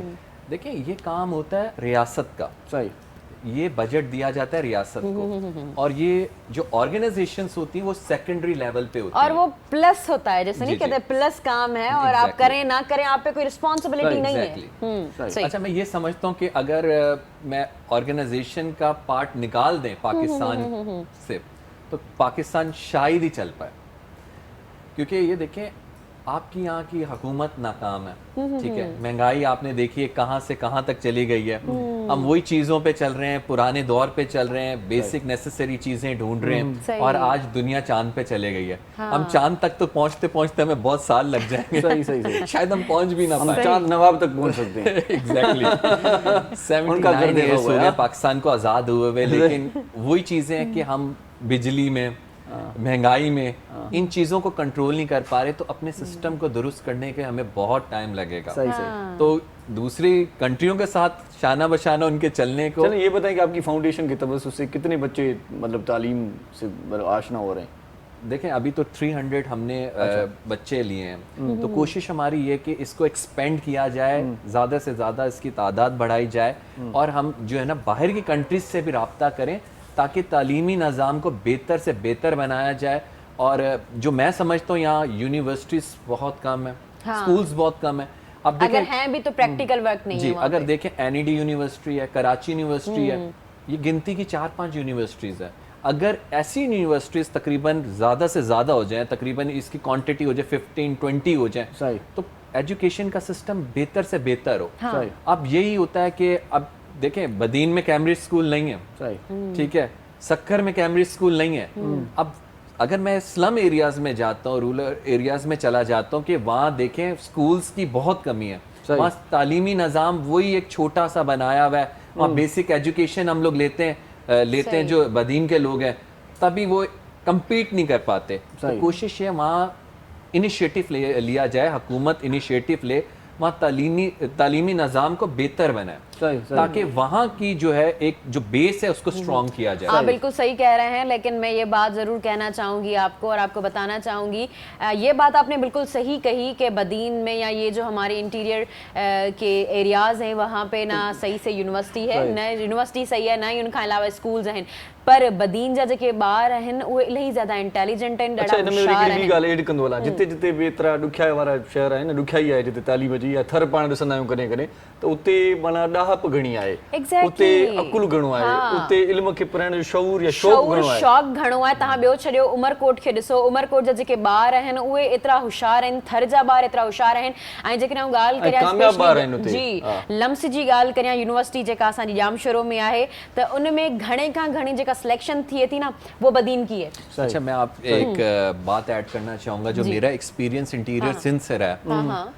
These people are really so hard working, so उनमें हॉस्पिटैलिटी बहुत ज़्यादा सही, है, सही, सही। ठीक है, और उनमें एक लगन है कुछ करने की। सही सही। अब बदकिस्मती ये है कि उनको वो फैसिलिटीज Resources प्रोवाइड नहीं हो रही, नहीं है कोई उनके कंसीडर पास। नहीं कर रहा। हाँ। ज्यादातर हुकूमत की नजर होती है कि शहरी इलाके को फोकस किया जाए, सही, सही। वहीं प्लाजाज बन रहे हैं, वहीं तालीमी निज़ाम हो रहे हैं, वहीं, तो भाई आपने ये वाला तबका थोड़ा निगलेक्ट focus, किया हुआ है, हाँ, फोकस नहीं सही, किया सही, गया। सही। तो यहाँ आपको फोकस करना चाहिए ताकि सिस्टम्स को हम लोग बेहतर बनाएं। तो कोशिश हमारी यही है कि भाई किसी न किसी तरह हम इन इलाकों में भी वेकेशनल ट्रेनिंग्स को कंडक्ट करवाएं, ठीक है, स्किल्स डेवलपमेंट ट्रांसफर करें, ताकि वहाँ के लोग भी एजुकेट हो सके। सही सही सही। असां गॾु बिल्कुल, हिकिड़ी कामयाब जी। औरत बि गॾु आहे, जी, सो हुन सां बिल्कुल। कचहरी कयूं था। जी। What about thinking of success? And please share your experience and please share necessary point of success. So everybody wants success. In fact, Safraz was speaking a few minutes ago about vocational trainings in Badin. We want to do educator girl trainings. So we've already been to Nishat Library, one of Okay. the most beautiful places made by Pir Sadiq Saab. Okay. And you know, they had introduced us to their students, and they have 100 girls that we would love to educate there. It's beautiful, beautiful work. In fact, I think they have 1,000 girls, excuse me, 1,000 girls, 1,000. And so that's wonderful. In terms of success, there are both secrets to success, and also, as Fira and I was talking earlier, acceptance of failure. Exactly. And not every project instant success hai. You know, even a true business person knows you need to break even after a few years, you have budget, forecast, so forth. So similarly, whether you're a home entrepreneur or you're starting a big business, you have to be prepared. Failure possibility hai, but vision, dream for success, and inshallah Allah barakat aa rahe ho. And secrets for success includes समझी गालन में ये गल भली कहीं अल्लाह बरकत आ रही always Allah barakat. You know, when we had done our Ladies Fun Entrepreneurship Conference, and we had as one of the speakers the founder of Student Biryani. Have you ever had? Wow. You like Student biryani? biryani. So Student Biryani बहुत tasty है, but secret recipe है. And only owner I and had the his, student biryani पर senior citizen भी खाइंदा हैं but the founder had only passed the secret recipe to his eldest son. Even the other sons didn't know the secret ingredient. And when we asked him what is the true secret, not just the masala, Right. but the true secret to your success, and he Right. said Allah ka barakat. सही सिंधी सिखाएं आपको सिंधी सिंधी तो सबसे पहले ये कहें कि सिंधी माण्हू Maru. सोना माण्हू ये सोना वो है दिल में ही कह रही है सिंधी माण्हू सोना माण्हू But सिंधी माण्हू you have to Sona speak माण्हू loudly but persistence, resilience, thick नहीं सीखने का skin. शौक नहीं है आपको लग रहा है मुझे How do you say in Actually, Sindhi? she's Thick not skin. understanding. असल में हिननि जेको चयो उहो आउं तव्हांखे थोरो ट्रांसलेट कंदी हलां जेको सक्सेस जो जेको सीक्रेट ॾाढो सुठे तरीक़े सां हुननि सम्झायो त तव्हां जेकॾहिं का बि शइ स्टार्ट करणु चाहियो था त उहा तव्हां झटि में नथा करे सघो त तव्हांखे माना कामयाबी मिले तव्हां माना इहो नथा सोचे सघो तव्हांखे कामयाबी मिलणी आहे या तव्हां कामयाबी आहिस्ते आहिस्ते हा आहिस्ता आहिस्ता शइ थींदी आहे जेके सीढ़ी जा ॾाकण हूंदा आहिनि उन ते असां जेकॾहिं पहिरें खां आख़िरी ते कंदासीं त असां पाण ई किरंदासीं इन जे करे वन बाय वन उन ते हलणो आहे अॻियां वधणो आहे ऐं ईअं ई असांखे जेको आहे न उहो कामयाबी मिलंदी तारा खे हिकिड़ो किताब ॾियूं था दर्सी जंहिंमें लिखियलु हूंदा न गीत धणी जा गॾिजी ॻायूं। दोस्तो थधिड़ा मींहं वसाए बागनि में थो अंब पचाए हा तैं सचे सारायूं हा गीत धणी जा गॾिजी ॻायूं तो ये ॾाढो सुठो किताब अच्छा जी मुझे ये बताइएगा कि if you failed in your business what would be your reaction would you regret You next start with experience. exactly बिल्कुलु इन्हनि सुठी ॻाल्हि चई त असांखे जेकॾहिं हिकु दफ़ा असां उन में फेल थी वियासीं त असांखे एक्सपीरियंस मिलंदो सही, त असांखे नेक्स्ट टाइम जेको आहे उनखे सही कीअं करिणो आहे असांखे उन में अॻियां कीअं वधणो है सही। आप क्या कहना चाहेंगे इस बात पे कि अगर हमारा कोई बिजनेस जो है वो कह सकते हैं डूब गया फेल हो गए हम उसमें तो हम क्या करें हमारा रिएक्शन क्या होना चाहिए देखें मैं यही कहूँगा कि अप डाउन्स लाइफ में आते रहते हैं ठीक है अब जिंदगी तो इंसान ने जीनी है ठीक है तो इसको दोबारा कोशिश ट्राई अगेन ठीक है कभी ना कभी तो हम बिल्ड हो जाते हैं अब मैं आपको KFC के ऑनर की एग्जांपल दूंगा हाँ, उसमें तो कोई शक नहीं 62 इयर्स में वो बिलियनियर बना था और वो उसने जो ट्रायल्स ली थी वो मेरे ख्याल से एटलीस्ट 100 टाइम्स ली थी फेलियर्स की सही है तो कभी हमें लाइफ में मेरा मैसेज यही है कि शॉर्टकट कुछ नहीं है सही हम शॉर्टकट्स को तलाश करते हैं कि शॉर्टकट होना चाहिए लाइफ में हर बंदा इसी चीज़ में लगा हुआ है छोटी सी चीज़ करो जल्दी से वो सक्सेसफुल हो सही जाए सही मेरा उम्र कम हो गई है ना, जी वक्त जी थोड़ा सा क्या करें जी हाँ? जी मैसेज भी पहले मेरा तो- यही है देखें नहीं यूथ मैसेज के तो लिए कभी नहीं आए लेकिन आप बात कर सकते हैं अभी टाइम है प्रोग्राम में जी यूथ के लिए यही है कि भाई जो काम करें आप दिल से करें ठीक है ऊपर वाले पे छोड़ दें अपनी मेहनत को कंटिन्यू रखें सक्सेस आपको मिल जाता है सही सही अब हम लोग क्या कहते हैं हम कहते हैं 1 साल मेहनत की यार रिजल्ट नहीं आ रहा 2 साल की बिजनेस ये सब जो है ये आपकी ब्लेसिंग्स जो है वो स्टेप बाय स्टेप आती हैं फेलियर्स लाइफ में आते जाएंगे लेकिन हमें इसका बैकअप बनाना है हमें स्ट्रगल करते जाना है अब जो टीम्स हैं अब मैं स्पोर्ट्स की भी एग्जांपल दूंगा आपको हारती हैं लेकिन हारने से वो छोड़ नहीं देती वो ट्राई करती रहती हैं और फिर उनको सक्सेस मिल जाता है सही, सही। तो ट्राई करना चाहिए सक्सेस आपको मिल जाएगा फेलियर्स लाइफ में आएंगे ये नहीं कि आपको सक्सेस ही मिलता जाए सही सही तो फेलियर्स तो आएंगे ये तो हमें अपने जहन में माइंड में बना के रखना। सही सही सही मतलब असांखे जेको आहे न उहो पंहिंजी जेकी असां फेल्यूर थियूं था या कंहिं बि मिशन में फेल थी वञूं था त असांखे एक्सेप्ट करणु खपे सही, त ऐं असांखे अॻियां कमु करणु खपे ऐं उन एक्सपीरियंस मां असांखे सबक़ु वठणु खपे त असांखे अॻियां कमु करिणो आहे। असां वटि तारा मौजूदु आहिनि, ॾाढी सुठियूं एंटरप्रेन्योरशिप बि कनि थियूं, एंटरप्रेन्योर पाण बि आहिनि, त असां इन्हनि खां ई पुछंदासीं त माना हिकु सक्सेसफुल एंटरप्रेन्योर थियण लाइ कहिड़ियूं क्वालिटीज़ हुजणु खपनि। मैंने जो बोला वो समझी आप? मैंने ये बोला कि हमारे जो है वो 3 कौन सी ऐसी हैबिट्स हैं जिसकी वजह से हम सक्सेसफुल एंटरप्रेन्योर बन सकते हैं। Persistence, हाँ, resilience, हाँ, thick skin, meaning you have to handle criticism, haters, so forth, and a little bit of risk taking and faith. I think you should explain all 3 in detail.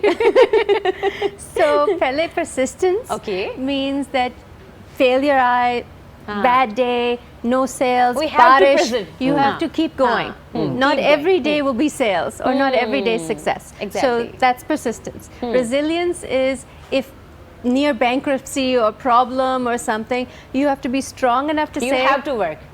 rise again, you know, that's resilience. Next one is thick skin.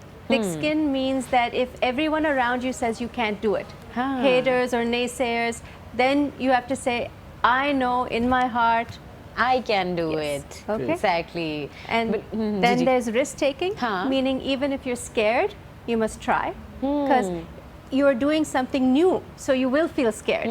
You shouldn't feel scared of feeling scared. I think this is the main part of doing a business. Yes.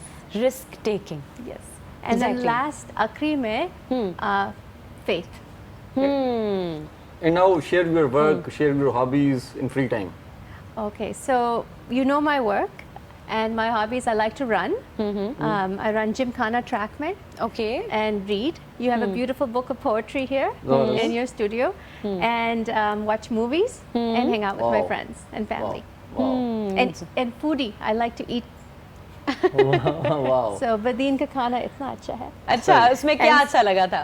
Everything, you know, we had homemade butter and we had bindi Badin style. Okay. And in Sangar, the fish, machi. Okay, Wow. हाँ, मच्छी. The big one as well is rolled with rice. There was one fish rolled with rice. Do you know that Rice, one? okay, okay, okay. Dum, this delicious food. Saji. Saji was the Saji. and machari ice cream. Okay. Matiari ice cream माना इन्हनि खे विसरंदी न आई। सच में मटियारी जी ice cream ॾाढी सुठी आहे। ऐं इन खां अलावा उनजी जेका बर्फी आहे उहा ॾाढी ज़बरदस्त आहे मटियारी जी। सही आहे, बिल्कुलु मटियारी जो माओ साईं, छा ॻाल्हि करे।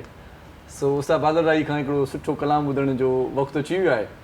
सो कोशिशि कंदासीं त आख़िर में उस्ताद अंग्रेज़ी जो हिकिड़ो गानो तयारु कर भला। मुझे ख्याल में हाँ। Madam my composition Inshallah. New song Let me to say that I love you, that I am nothing except you, but why do you reject me? You have made me alone, I do remember you. Night and day, let me to say that I love you, that I am nothing except you, but why do you reject me? You have made me alone, I do remember you, night and day. Let me to say, I love you, I love you, I love you.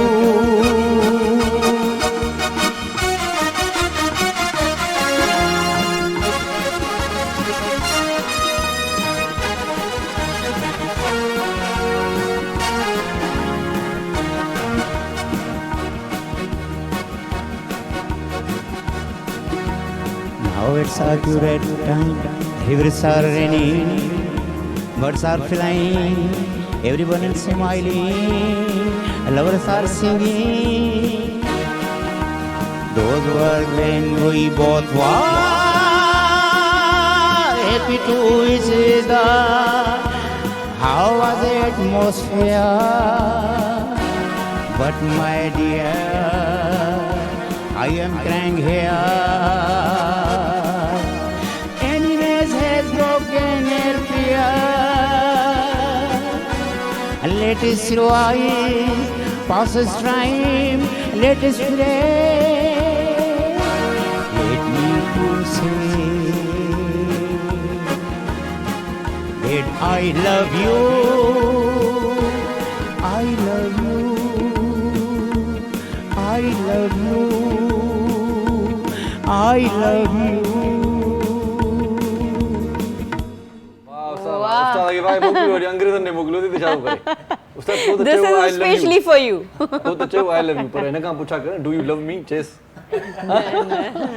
and you chase you are everything is okay but especially I so अखियूं ॾाढी प्यारी नाज़रीन असां brake जी तरफ़ वञूं था केॾा न वञो असां सां घर जो सलाम सिंध मुझे सिंध के सलाम सलाम सिंध मुझे सिंध के सलाम सलाम सिंध सलाम सिंध में हिकु भेरो वरी तव्हांखे भलीकार चऊं था ख़ुशामदीद उस्ताद बादल राईअ जो सफ़ा मट भञी छॾिया आहिनि ऐं बाक़ाइदा अंग्रेज़ी जो भरपूर कलाम ॿुधायो अथई मां त हैरत में आहियां त वरी चए थो त कंपोज़िशन मुंहिंजी पंहिंजी आहे मतिलबु कंहिं अंग्रेज़ी कापी न आहे पाण अंग्रेज़ी कलाम जी कंपोज़िशन अंग्रेज़ी हिसाब सां कई अथई ईअं फील न थियो त को सिंधी सॉन्ग ॻाए थो ऐं तव्हांखे इहो ॿुधाईंदा हलूं त इहो अचानक थियो आहे ईअं न आहे त असांजो प्री प्लैंड हो त हिननि खे इहो ई ॻाइणो आहे हीअ अचानक थियो आहे जॾहिं असांखे ख़बर पई त मैडम इंग्लिश में थियूं ॻाल्हाइनि उन्हनि खे उर्दू या सिंधी घटि सम्झ में थी अचे त अचानक सां तव्हां उहा शइ कई आहे तमामु बहितरीन मतिलबु इहो कीअं सोचो तव्हां बस मुंहिंजी ख़ासि करे मतिलबु इहा ई हूंदी आहे पहिरें त असां वटि जंहिं ज़बान जो गेस्ट अचे थो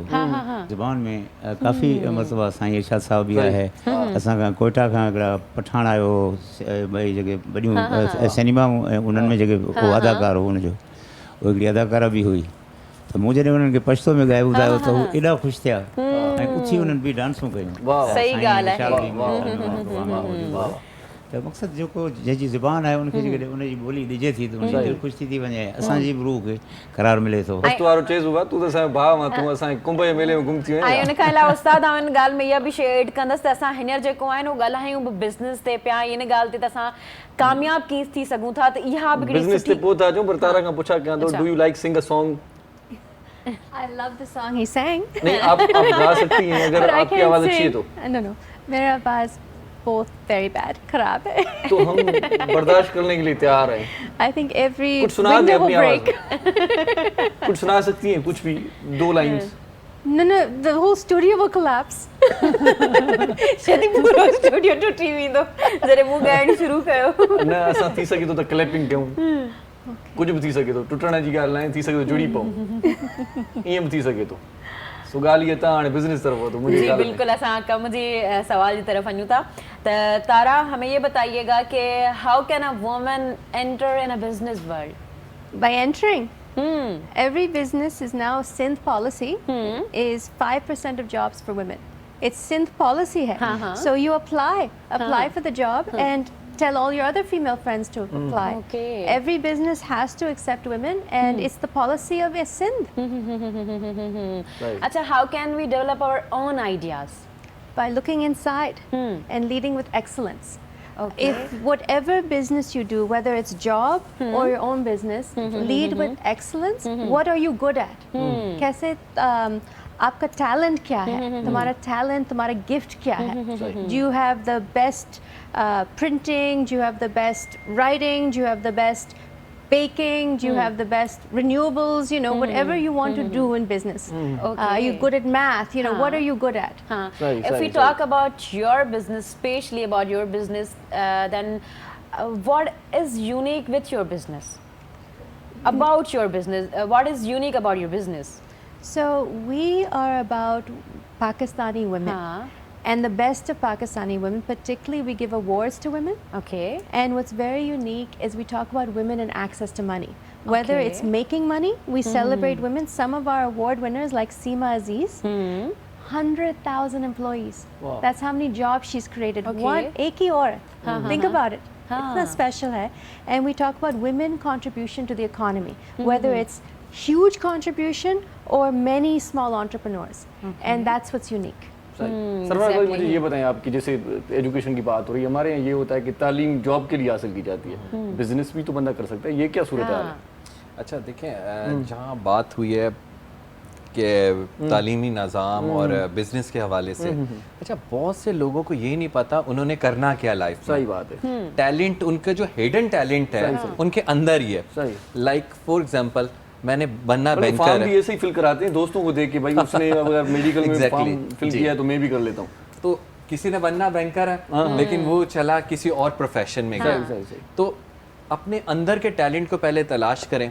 मैं तो हमेशा यही कहता हूँ, यूथ को भी कहता हूँ कि अपने अंदर सर्च करें, अपना मकसद तलाश करें, ताकि आप उस चीज़ को रिग्रेट ना करें बाद में कि यार मैंने बनना ये था, मैंने कर ये दिया। सही। ठीक है, जब हम काउंसलिंग करते हैं लोगों की, जब उनको बताते हैं, हम यही कहते हैं अपने अंदर के टैलेंट को देखो, आपका दिल क्या चाहता है। जब आप इनर आप सेटिस्फेक्शन आपके अंदर है तो U can do anything whatever U want. सही। तो अक्सर लोगों को यही होता है कि वो मजबूरी में ये नौकरी पे लग गए, ठीक है, करना उन्होंने कुछ और था, उनके अंदर टैलेंट कुछ और था, सही। तो वो एक्सप्लोर नहीं कर पाते। टैलेंट को एक्सप्लोर करना चाहिए और उस टैलेंट को कर देना चाहिए। सही। जहाँ बात रही रिस्क फैक्टर की, मैं ये समझता हूँ कि हम में जो है ना रिस्क लेने की बहुत कम सलाहियत है। सही। और जो बंदा रिस्क ले लेता है वो हीरो बन जाता है। सही कह रहे हैं आप। मतलब आज से तकरीबन यही मैं एक एक्सपीरियंस शेयर करूंगा कि मैंने आपसे ये बात शेयर की थी कि 12 साल पहले मैं ये कह रहा था कि मैंने ये काम पोशीदगी में करना, मैंने सामने आके नहीं करना, लेकिन वही बात थी कि मैं ये करना नहीं चाहता था, मेरे से करवा दिया गया ऊपर वाले ने। मेरी जो हॉबीज़ थी वो ट्रैवलिंग थी, मैंने ट्रैवलिंग इंटरनेशनली बहुत की है। ठीक है, मुझे शौक भी ट्रैवलिंग का बहुत था, तो मैं इसी चीज़ को लेके चलता था कि मैं ट्रैवलिंग करता था। लेकिन एक चीज़ थी जो मेरे अंदर ही थी, जो मुझे तंग करती थी, मुझे सेटिस्फेक्शन नहीं मिलती थी, कि ऐसे मुझे लगता था कि जैसे मैं किसी चीज़ को ना फुलफिल नहीं कर पा रहा। Something is lost. जी, तो बेचैनी रहती थी। अब मैं यूरोप भी जाता था, कहीं भी चला जाता था, लेकिन वो मुझे सेटिस्फेक्शन मेरे अंदर नहीं थी। तो जब ऊपर वाले ने काम लेना होता है वो ले लेता है। तो एक चीज़ ऐसी है, मैंने कहा मैं ऑर्गेनाइजेशन कैसे बनाऊंगा, ये चीज़ कैसे होंगी, ये सारी चीज़ें बहुत मुश्किल है इस चीज़ को। लेकिन वही वाली बात थी कि आपने कर दिखाया, कर लिया वो सारा। एक टाइम ऐसा आया कि 5-6 साल पहले कि मैंने वो रिस्क लिया, और उसी की वजह से ऊपर वाले ने नाम भी दी, शोहरत भी दी, इन्हीं चीज़ों की वजह से कि जब उसने पिक करना होता है तो मैंने अपना टैलेंट अपने अंदर का सर्च किया कि मुझे जो सेटिस्फेक्शन नहीं मिल रही, क्यों नहीं मिल रही। सही बात है। जब वो मैंने अपनी सेटिस्फेक्शन तलाश कर ली, खुद जाने। जी, खुद जाने। तो यही हम यूथ को बोलते हैं। अच्छा तारा, we were talking about the hidden talent. So please tell us, how can we explore our hidden talent? Look inward. Dua karo. What are you good at? When you were a child, बचपन के पास, did you write, did you sing, did you bake, did you dream of big buildings? I mean, you like to do architecture, what you want to be a doctor? What is your hidden talent is always what you've loved your whole life. And what did you do in your childhood? I was everything. Okay. So I writing, started my first business when I was 14. Okay. You know, serial entrepreneur. Maiman households, we grow up in the family business. We grow up doing things. It's what we talk about over dinner. You know, I went to Punjab and in Lahore, my friends had me for dinner. And they said, we hear you Maimans discuss business over dinner. And I said, why would you discuss anything else? And so ये हमारा culture है, ये हमारा tradition है. सही। अच्छा, माशाल्लाह से इतना काम किया है, तो please share your future plannings. क्या है आपकी? So we want to do 10,000 wheelchairs across Pakistan, including 5,000 across Sindh. We want to go to Tando Adam. We want to go to Dadu. We want to go to all the interesting Larkana. You know, we want to explore. You should visit Sakhar as well. Yes. Absolutely. Sakhar has amazing coding for girls and IT. It's fantastic. And it's a historical place. Historical place. Food rations, we're already crossing 8,000 this month, and inshallah we're close to our 10,000 goal for that. and educating girls throughout in e-coding and building Educate a Girl Coding Academy. And then our incubation center. We're also doing 20 female fashion designers in Pakistan in partnership with the Pakistan Embassy Paris, France, and bringing French fashion designers to train them. तो इतना काम कैसे करती हैं? ये dare कहाँ से आती है? इतनी हिम्मत किस तरह से आती है? Good wishes like yours gives me strength, Himmat hai. And itna acha mera team best hai. And then collaborations like Safraz, excellent. When we do wheelchairs or food rations with Safraz, honest, transparent, finding good partners, good collaborators, well-wishers, coming on shows like yours, it all inspires and gives strength. Himmat. Actually, I find positivity in your face. So I want to know what is positivity in your opinion. Believing in yourself, believing in God and Allah, and that knowing that everything is for the greater good. Exactly. तमाम बेहतरीन ये गाल सच है. मतलब आऊं जी ॾिसां पई असां जी प्रोग्राम स्टार्ट कयो आहे जीअं असां पाण में पहिरीं मिलियासीं मेकअप रूम में मिलियासीं ॾाढो सुठो हिकिड़ो चवंदा आहिनि न पॉजिटिव जेक्चर मिलणु प्यार सां मूंखे सॼियूं तस्वीरूं ॾेखारियूं मूंखे पंहिंजे बारे में ॿुधाई ऐं हाणे बि जेकॾहिं असां ॻाल्हायूं पिया त उन्हनि जे चेहरे ते मुर्क आहे हिकिड़ी मुर्क जेका ॾाढी ख़ूबसूरत मुर्क आहे मुर्कंदी रहे थी मुर्कंदी रहे थी हा हींअर बि मुर्की रहियूं आहिनि ऐं सुठी ॻाल्हि आहे इहा मुर्क ला करे हमेशह हिननि जे चेहरनि ते हुजे ऐं जेकॾहिं अञा बि टाइम हुजे त असां सवालनि जी तरफ़ वञूं. अच्छा ॿी ॻाल्हि इहा त जीअं साईं ॻाल्हि कई न त माना जेको माण्हू जीअं सोचींदो आहे न सोचींदो आहे ऐं उअं थींदो न आहे वरी अक्सर ईअं थींदो आहे पोइ उहे ॻाल्हियूं रहिजी वेंदियूं आहिनि माइट चवंदा आहिनि हीअं थी पाण वरी का हुन वटि ॿी स्किल हूंदी आहे इन ॻाल्हि खां थोरो पासो करणु घुरिजे ऐं जेकी बि ॿार आहिनि उन्हनि खे तव्हां परखियो त उहे थियणो छा था चाहिनि जीअं असां वटि ज़बरदस्त कहाणी थियणो त हुनखे पायलट हुयो पर डायरेक्टर थी वियो माना इहा वरी ॻाल्हि ॿी थी वई न सो जेकी जेकी थियणु चाहिनि था उन्हनि खे उहो थियणु ॾियो उन्हीं फील्ड आखिर में कोई मैसेज देना चाहेंगे सर आप? देखिए मैं यही बताना चाहूँगा और बोलना चाहूँगा कि आप अपने लिए तो जीते हैं दूसरों के लिए जीना सीखें. वाह वाह. क्योंकि देखिए अपने लिए हर कोई जी लेता है. अगर मैंने कोई स्ट्रगल भी करनी है अपनी फैमिली के लिए करनी है सब लेकिन दूसरों के लिए अगर मैं करना बहुत मुश्किल होता है. तो मेरा मैसेज यही है कि अपने टैलेंट को तलाश करें दूसरों के लिए जिएं खुशियां बांटें खुशियां फैलाएं और पॉजिटिविटी रखें अपने. सही सही क्या कहने आप पॉजिटिव रहेंगे ठीक है सक्सेस आपके पास खुद आ जाएगा. आपके अंदर अगर नेगेटिविटी रहेगी ठीक है तो सक्सेस बहुत दूर चला जाएगा. आपके पास कभी आने का दिल ही नहीं चाहेगा सक्सेस का. देखिए पॉजिटिविटी को भी ऊपर वाला पसंद करता है. Be positive think positive you will get सही सही. लेकिन अगर कोरोना पॉजिटिव आ गया तो भी अच्छी बात नहीं है. अच्छा जेकर पाण जी ॻाल्हि करियूं पाण त असां जेके आहियूं उहो असां माना टिनि ॿोलियुनि में हिते ॻाल्हाए रहिया आहियूं त असां माना ॿियनि लाइ करे रहिया आहियूं हेॾा उर्दू बि वेठा आहिनि इंग्लिश बि वेठा आहिनि तव्हां असांखे ॾिसी रहिया आहियो तव्हां लाइ असां सिंधी पिया ॻाल्हायूं. मदीन बादल भाई सो कोई मैसेज अच्छा what would be your message? Just enjoy life. It's so short. ॾाढो हिकिड़ो ई जुमलो सही ॻाल्हि है life is short enjoy this. Like I enjoyed being here today.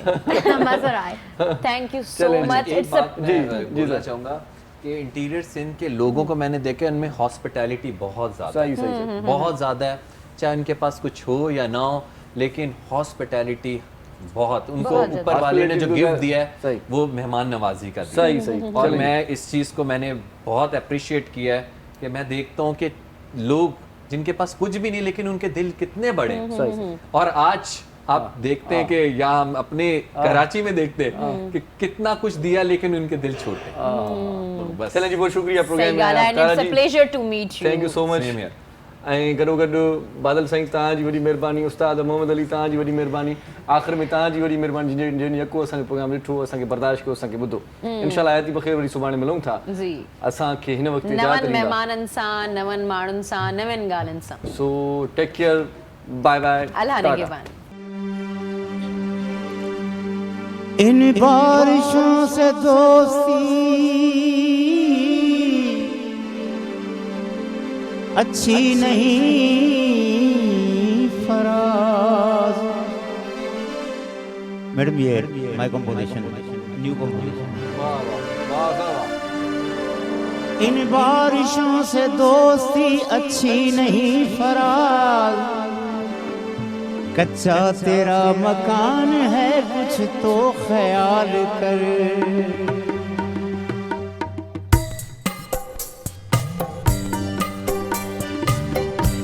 सुनो जब तक ये कच्चा घर रहेगा, सुनो जब तक ये कच्चा घर रहेगा, हमेशा बारिशों का डर रहेगा। सुनो जब तक ये कच्चा घर रहेगा, हमेशा बारिशों का डर रहेगा।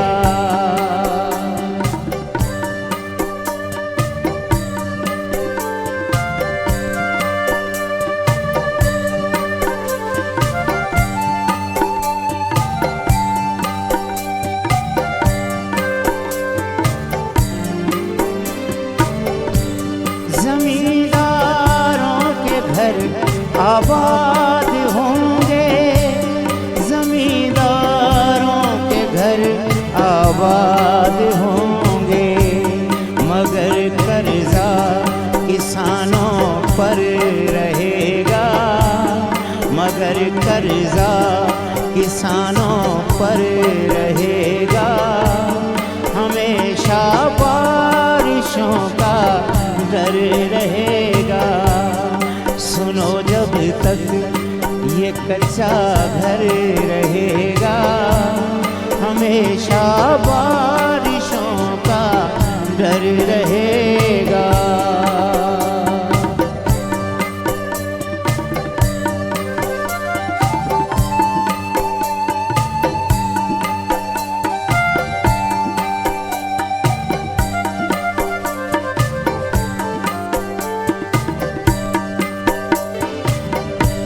सफेदी मुफलसी की मांग में है, सफेदी मुफलसी की मांग में है, छुपा चादर में कब तक सर रहेगा, छुपा चादर में कब तक सर रहेगा, हमेशा बारिशों का डर रहेगा।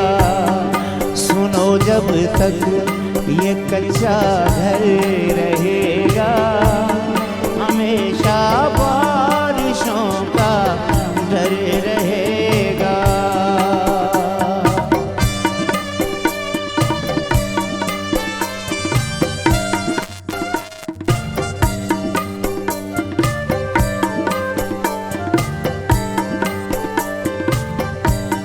ये शेर जरा इधर